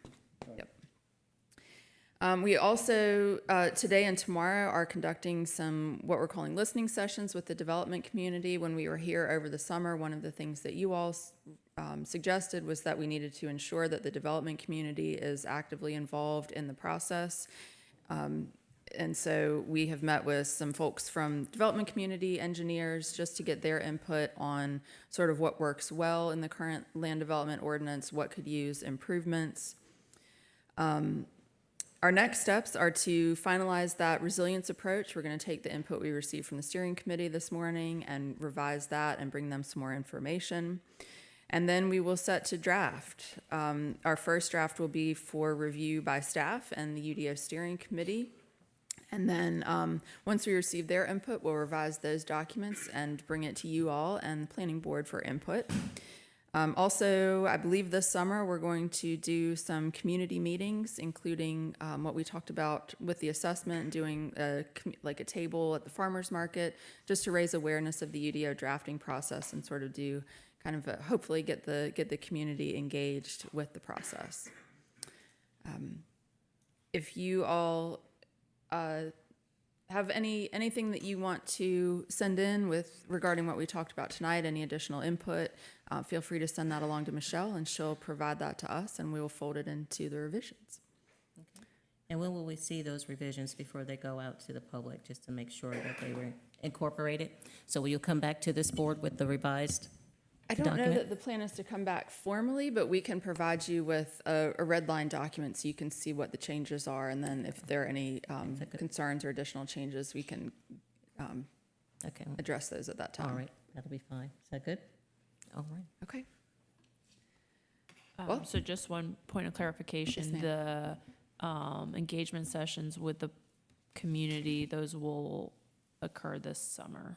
I believe so. We have not set a schedule for those yet. I think we're planning to do 3 in different locations around the community, plus the table at the farmer's market or other community events. So as soon as we get a schedule together for that, we will start publicizing it. Okay. Thank you. Well, Great. thank you, Kelly, appreciate it. Thank you. Appreciate your Caitlin? input. We didn't hear much from you, but appreciate you being here as a backup. We've got 2 more meaty topics, and I'd like to take this opportunity to take a short recess so that we could take care of some business and then come back to this board to cover those 2 topics. We just need to take a quick bathroom break. Okay? So can I get a motion just to recess? Give me 5 minutes and come back? Okay? All right. Make a motion to go to the bathroom? Maybe because we never have bathroom breaks, how would I know that? Ask council. Do we have to make a motion to have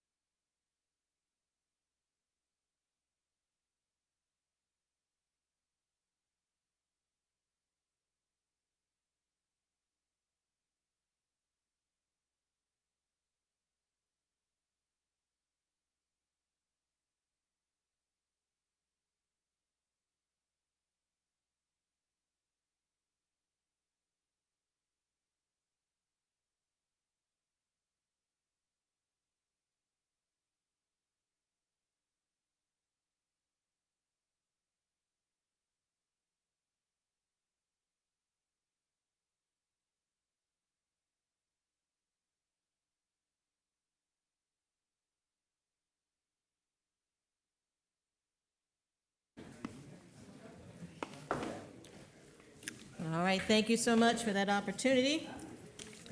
Have just a small break. Going to reconvene the meeting. The next topic that we're going to be reviewing is the sewer allocation reservation request as Beaufort EMS Steel Tank Subdivision. And Charlie, who do we have for that? Sam Bell, Town Engineer, do the presentation on this. Sam? Thanks, Charlie. Good evening, Mayor Harker and Commissioners.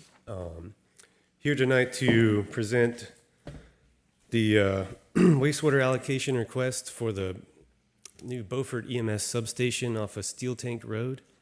It's located outside the town's town limits jurisdiction, but we do have an existing force main that serves our fire station number 2 out there that they would be tying into. But since it's a low ask, only 200 gallons per day, but since it's outside of town limits, it would require board approval for the allocation to go through. But as I mentioned before, it'd be a low pressure system that hooks onto our existing low pressure system into our force main off of 101.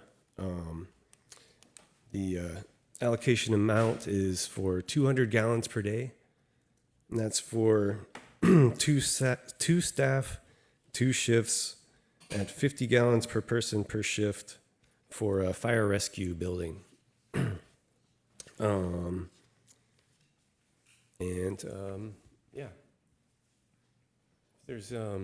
But I'm happy to answer any questions you may have about it. We've got the applicant here as well, if there's any technical questions that need to be answered. Okay, we'll start with you first, Sam. Commissioner Piccolo, any questions for Sam?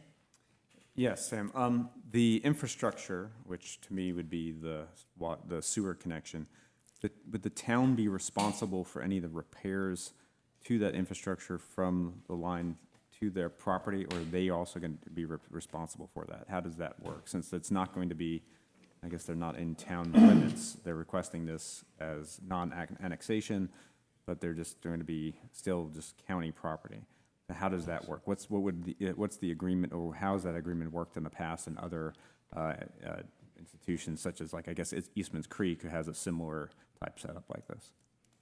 And what have we learned in the past? I'd want to hear too from the utilities people. What have we learned in the past that has worked or hasn't worked, and in the setup with that? Well, Eastman's Creek is a little bit different since that is all town-owned. The lift stations and the and the lines out there are all owned by the town, so we're responsible for those. In this case, the low-pressure pump system, it's called a step system, and the lines leading up to the right-of-way would all be privately owned and privately maintained. There could be a question of the 20 feet or so of pipe between the property line and the low-pressure force main. But I believe with the permitting that's being done that those 20 feet may be considered ours, since it would be an extension of our existing system. But that would be it. Anything beyond the property line, including their pump station, would all be privately maintained. And this may not be a great question for you, and maybe more for the board, or whether or not, annexation of something like this might be better than, having it in this regard. Obviously, Beaufort EMS is a fantastic service in our community. We do want to see this nonprofit organization thrive, but just getting into just the sheer ways that this can be done, and looking at it in that regard, I'm just curious. We want to make sure we're protecting the town as far as repairs and so forth. And if it's only a small, so you're just saying it's just a small section to tie into for this because of that substation being there? Yes. I didn't mention annexation either. To answer that question, we don't have water service out there, so we would not require annexation. Okay. Or provide it, I don't think, since we don't have water service. So this would be considered an out-of-town service. The the monthly service charges would be double the in-town rates as well as the sewer impact fees. But yes, the 20 or so feet of pipe would be, yeah, relatively short section in our right of way. Okay, thank you. Thank you. Commissioner Gilligan? No questions. Thank you. Commissioner Oliver? Obviously, all of us are interested in providing service to emergency deal. The overall concern that I've gotten, Sam, it's really not a question, it's really a philosophical question for our board, is I firmly believe that we just cannot provide service, sewer service to the world. The question is, we have to define what the world means. I think if we do approve this, we should do it conditioned on the fact that it's providing emergency services in that area, and that should be a very, hopefully that we would do it in such a way that that would not create a precedent where we could get unsolicited sewer requests from the world. That's my biggest concern with this. I'm 100% in favor of it. 200 gallons is, you won't even see it. So it's not an issue from that. The pricing thing is what policy dictates. But I am genuinely worried about what we as a community can commit to in the broad form for sewer capacity. And not because we don't have the capacity. We have a stormwater, an I&I problem, but we cannot become the sewer area for the entire peninsula up to the Core Creek Bridge.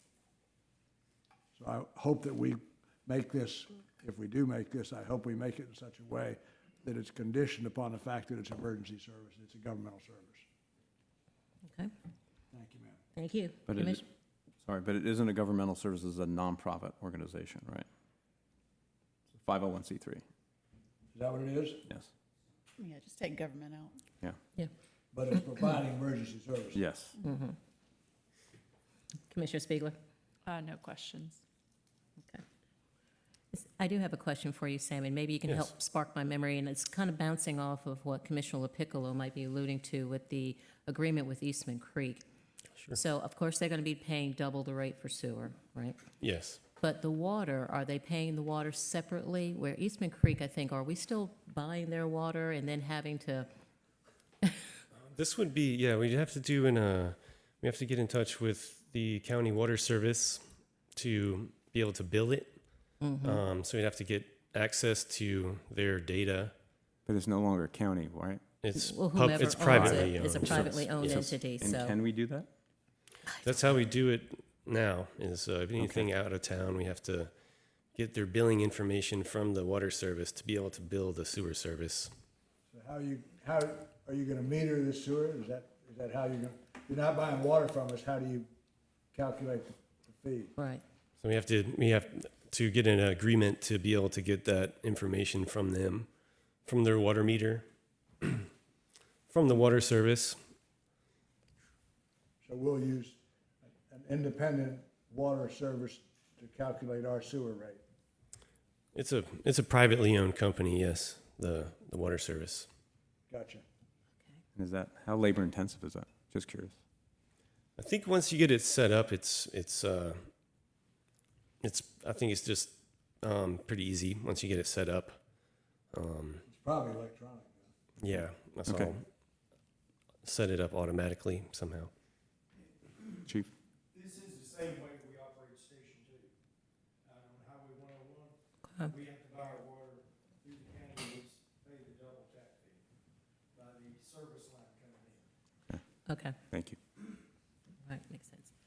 All righty, so you say you have a representative for the application here? Yes, ma'am. All righty, and can you introduce them? Yes, this is Mr. Alan Foley of Stroud Engineering. Okay. If you have any questions for him, thanks. Well, we'll see if anybody has any questions for you, Mr. Foley.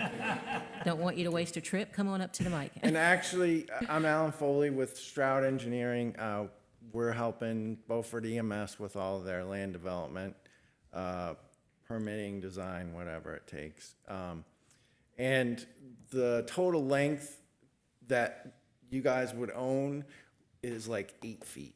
The whole line from the tank, the pump station to the tie-in is 25, and most of that's on private property, so there's only a little small, I'm guessing it's 6 to 8 feet that's in the right of way. Okay. Any questions for Mr. Foley? Commissioner Piccolo? Commissioner Gilligan? Anybody done? Nope. All right, thank you, Mr. Foley. I appreciate your time. Thank you. All right, unless there's any further questions from the board, what is the pleasure when it comes to the sewer allocation reservation request by Beaufort EMS? Do we need clarification on how we condition this? Okay. What are the conditions?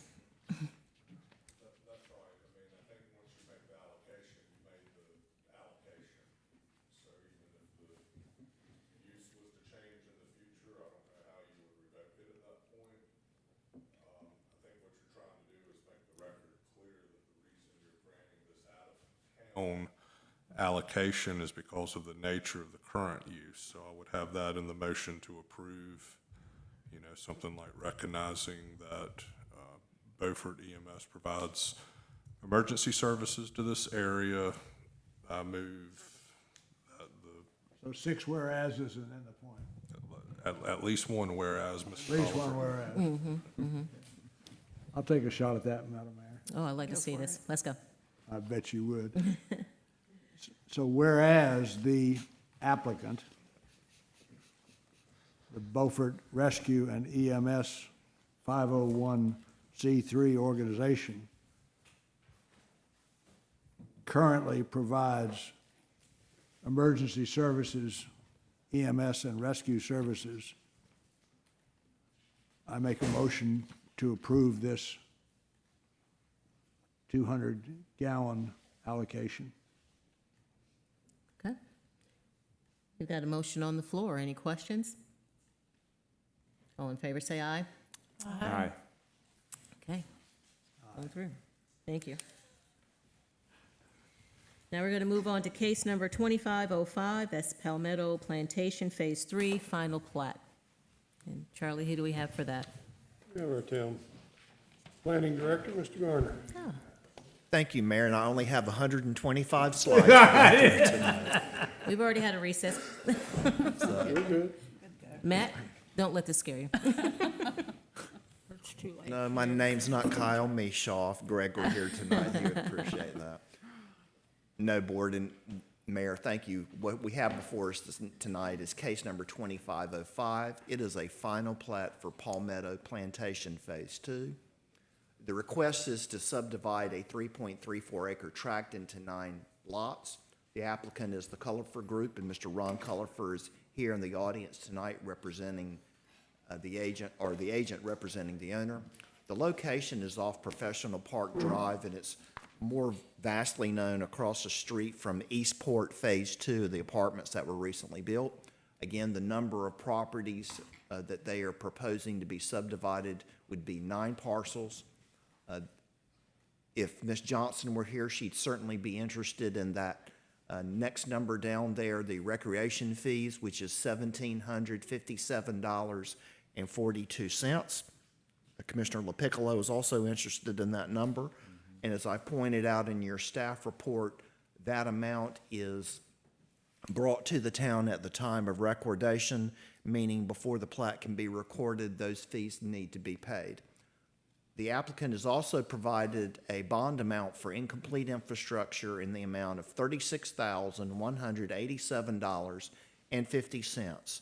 And this amount has been reviewed by Mr. Bell, our town engineer, to make sure it's consistent with what the prices would be if we were to need to go in and put in the infrastructure. At their February meeting, the planning board unanimously recommended approval of the final plat.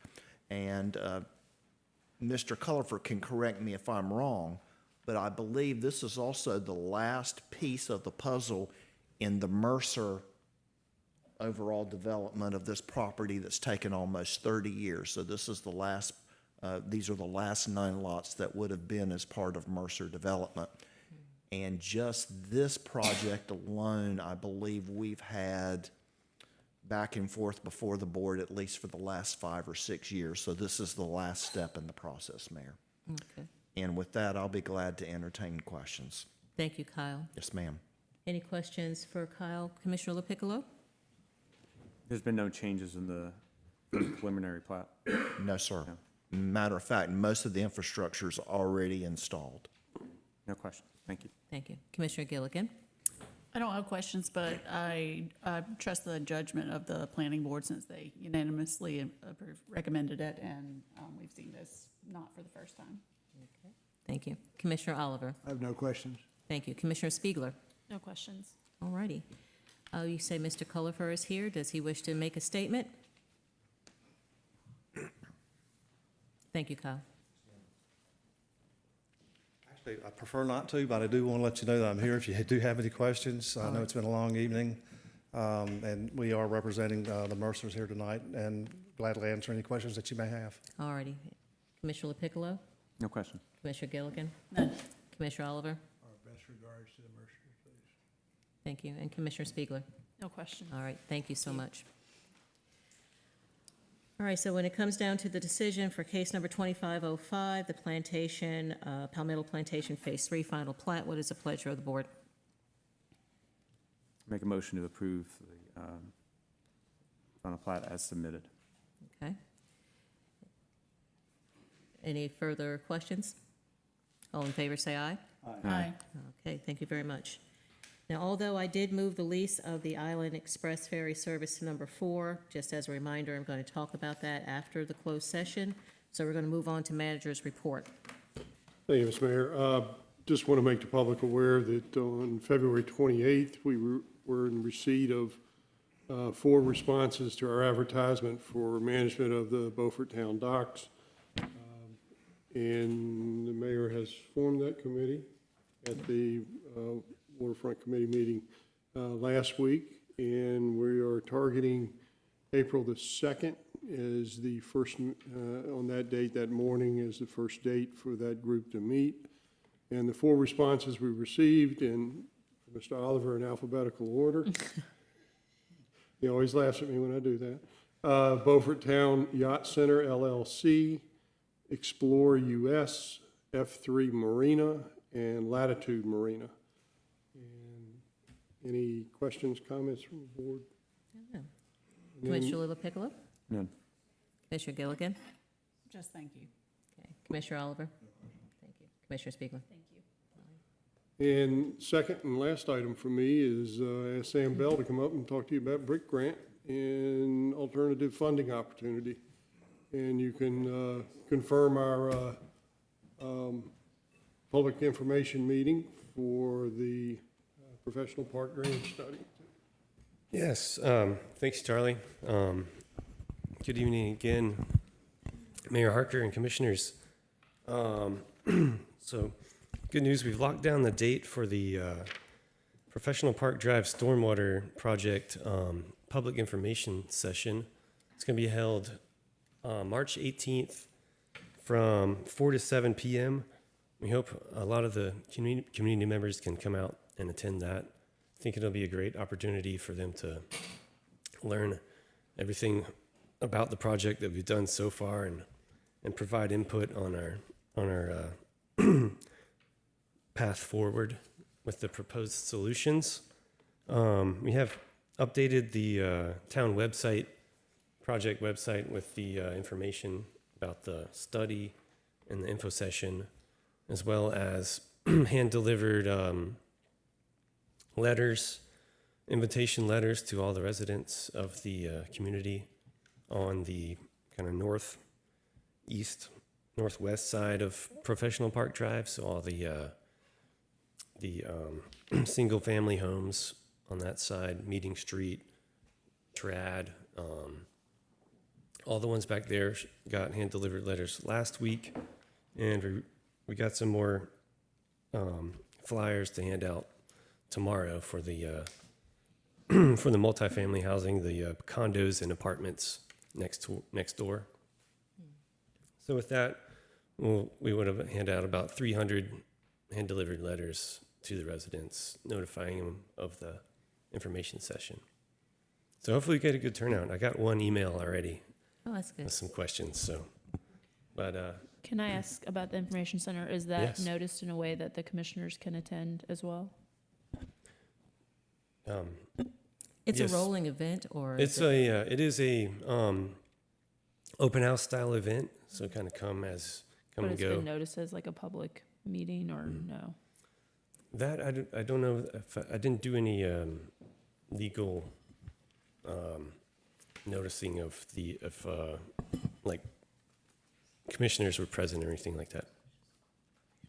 I think it's just a public information session, so it's not a board meeting that would require any special notice. So you should be So able to yes, attend, we can yes, you attend. should be able to attend. Yes, you can attend. Okay, thank you. All right. Thanks for the clarification.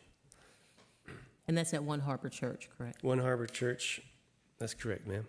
Okay. All right, any questions for Sam? Any questions on that one? Okay, All right. all right. Move over to the next bit of news.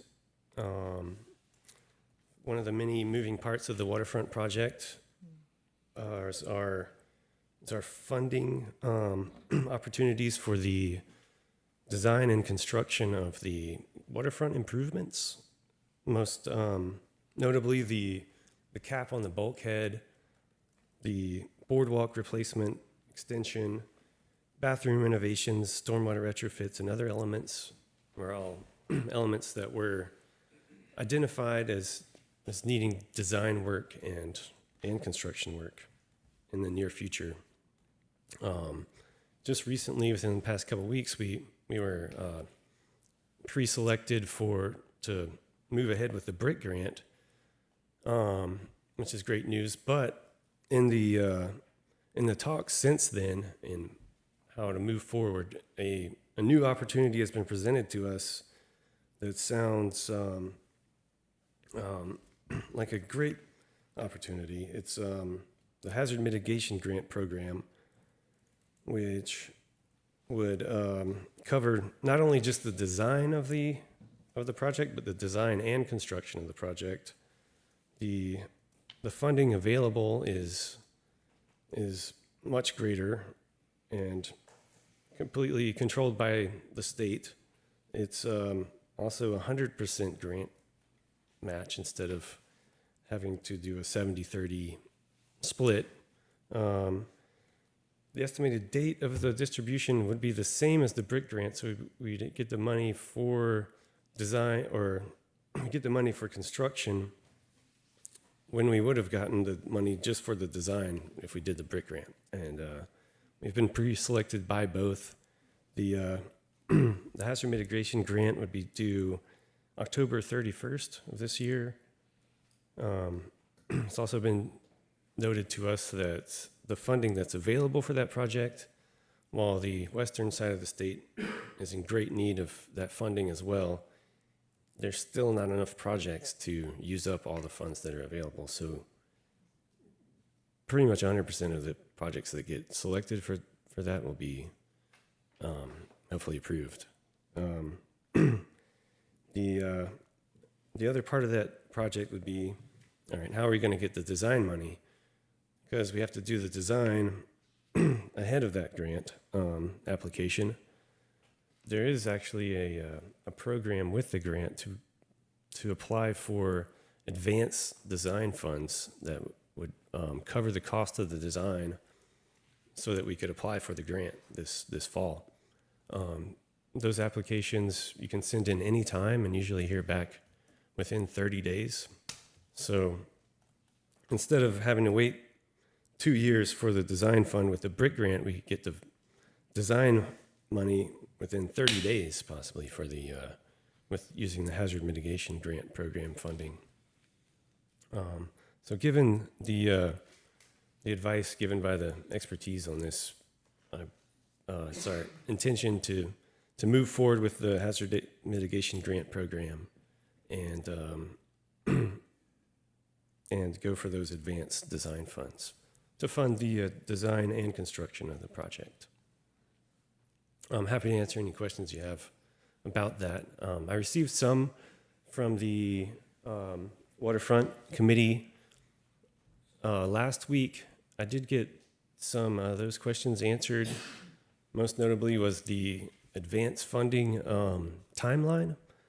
Before there's a question on how that process worked, I got some answers back on how that works. And it's that basically that 30-day application that you can send in any time. So we'll be able to see those funds fairly quickly.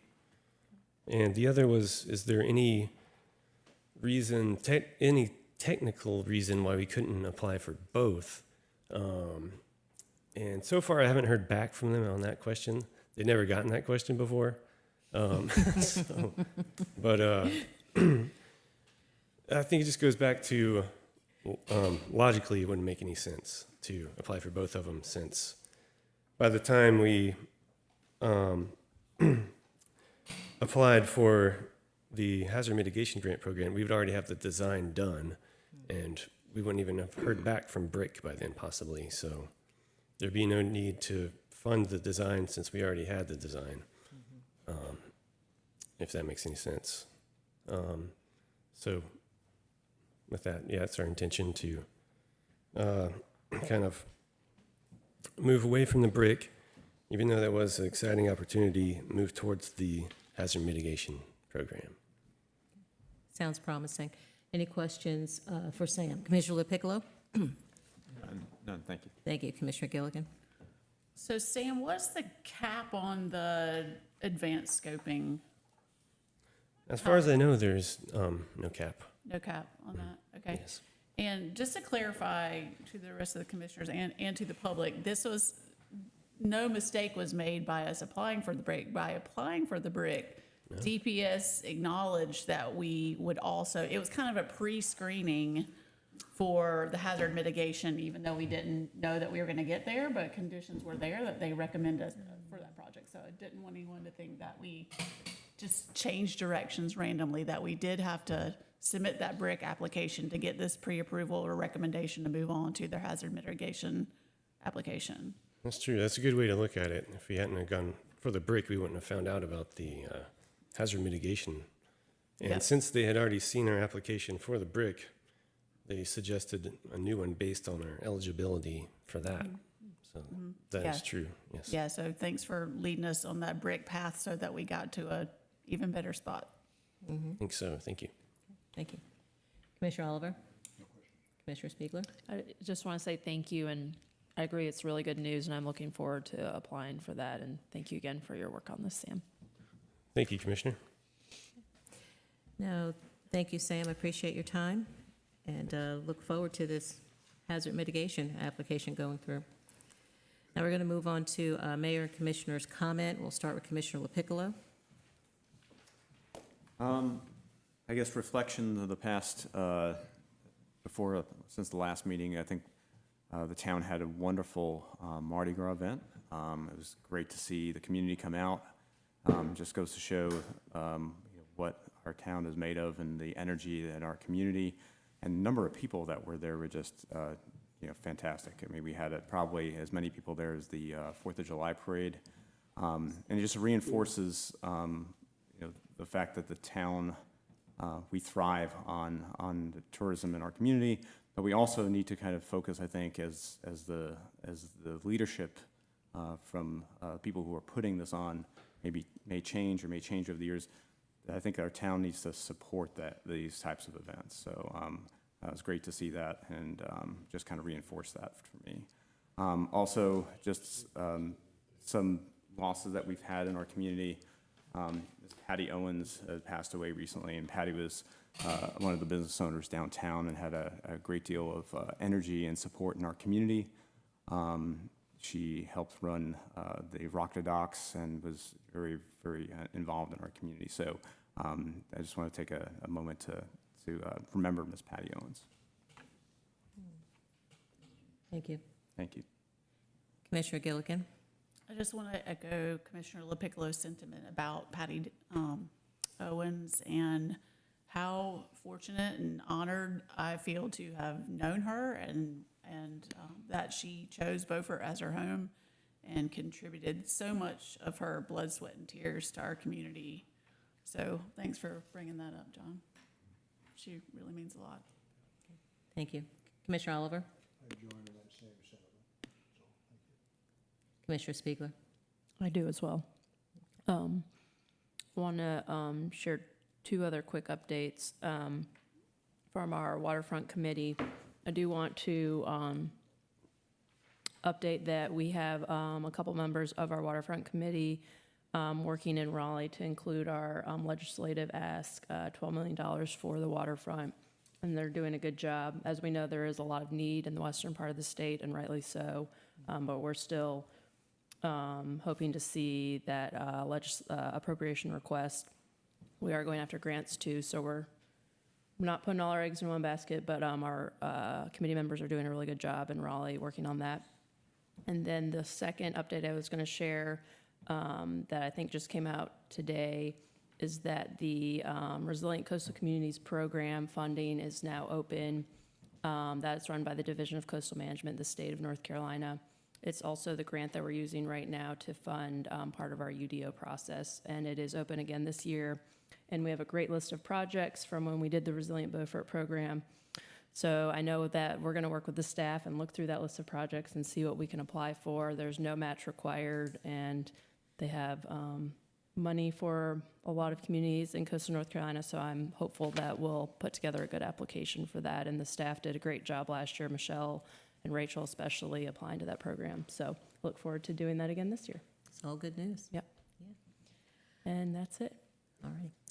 Well, oddly enough, I don't really have any closing comments other than thanking each and every one of you for coming out and anybody who's still online. I know we do have some long meetings. However, we've got large topics, and it's really great to see this board come in prepared and ready to tackle them so that we can serve our citizens to the best of our ability. So I want to thank all the commissioners for all that. Charlie, I think we may have one or two more meetings together. We do have two more. Two more. Unless Who's you have a called counting? meeting. Late meeting for Charlie. Oh, boy. Definitely going to miss you. I probably won't make any more mention of that until it's time. But we've been enjoying having you around to fill that void for the town of Beaufort until we're able to get our next new town manager, Matt, to come in on board. So just want to thank you for that. Thank the staff for everything that you do for this town. It doesn't go overlooked, and greatly appreciate it. So although we still have one more topic, we're trying to punch through this agenda. So all those that are here for the ferry topic, I apologize for that, but we had to move that from the consent agenda. We need to go into closed session first, and then we're going to come out of closed session to discuss that lease. So is there anywhere they could stay? Because I want you to be able to come back. We just need to handle this business real quick. So you can go into the next room. Don't go too far. Come back. But I need a motion to go into closed session pursuant to the North Carolina General Statute 143-318.11A and 3. So moved. Got a motion on the floor. All in favor, say aye. Aye. Okay.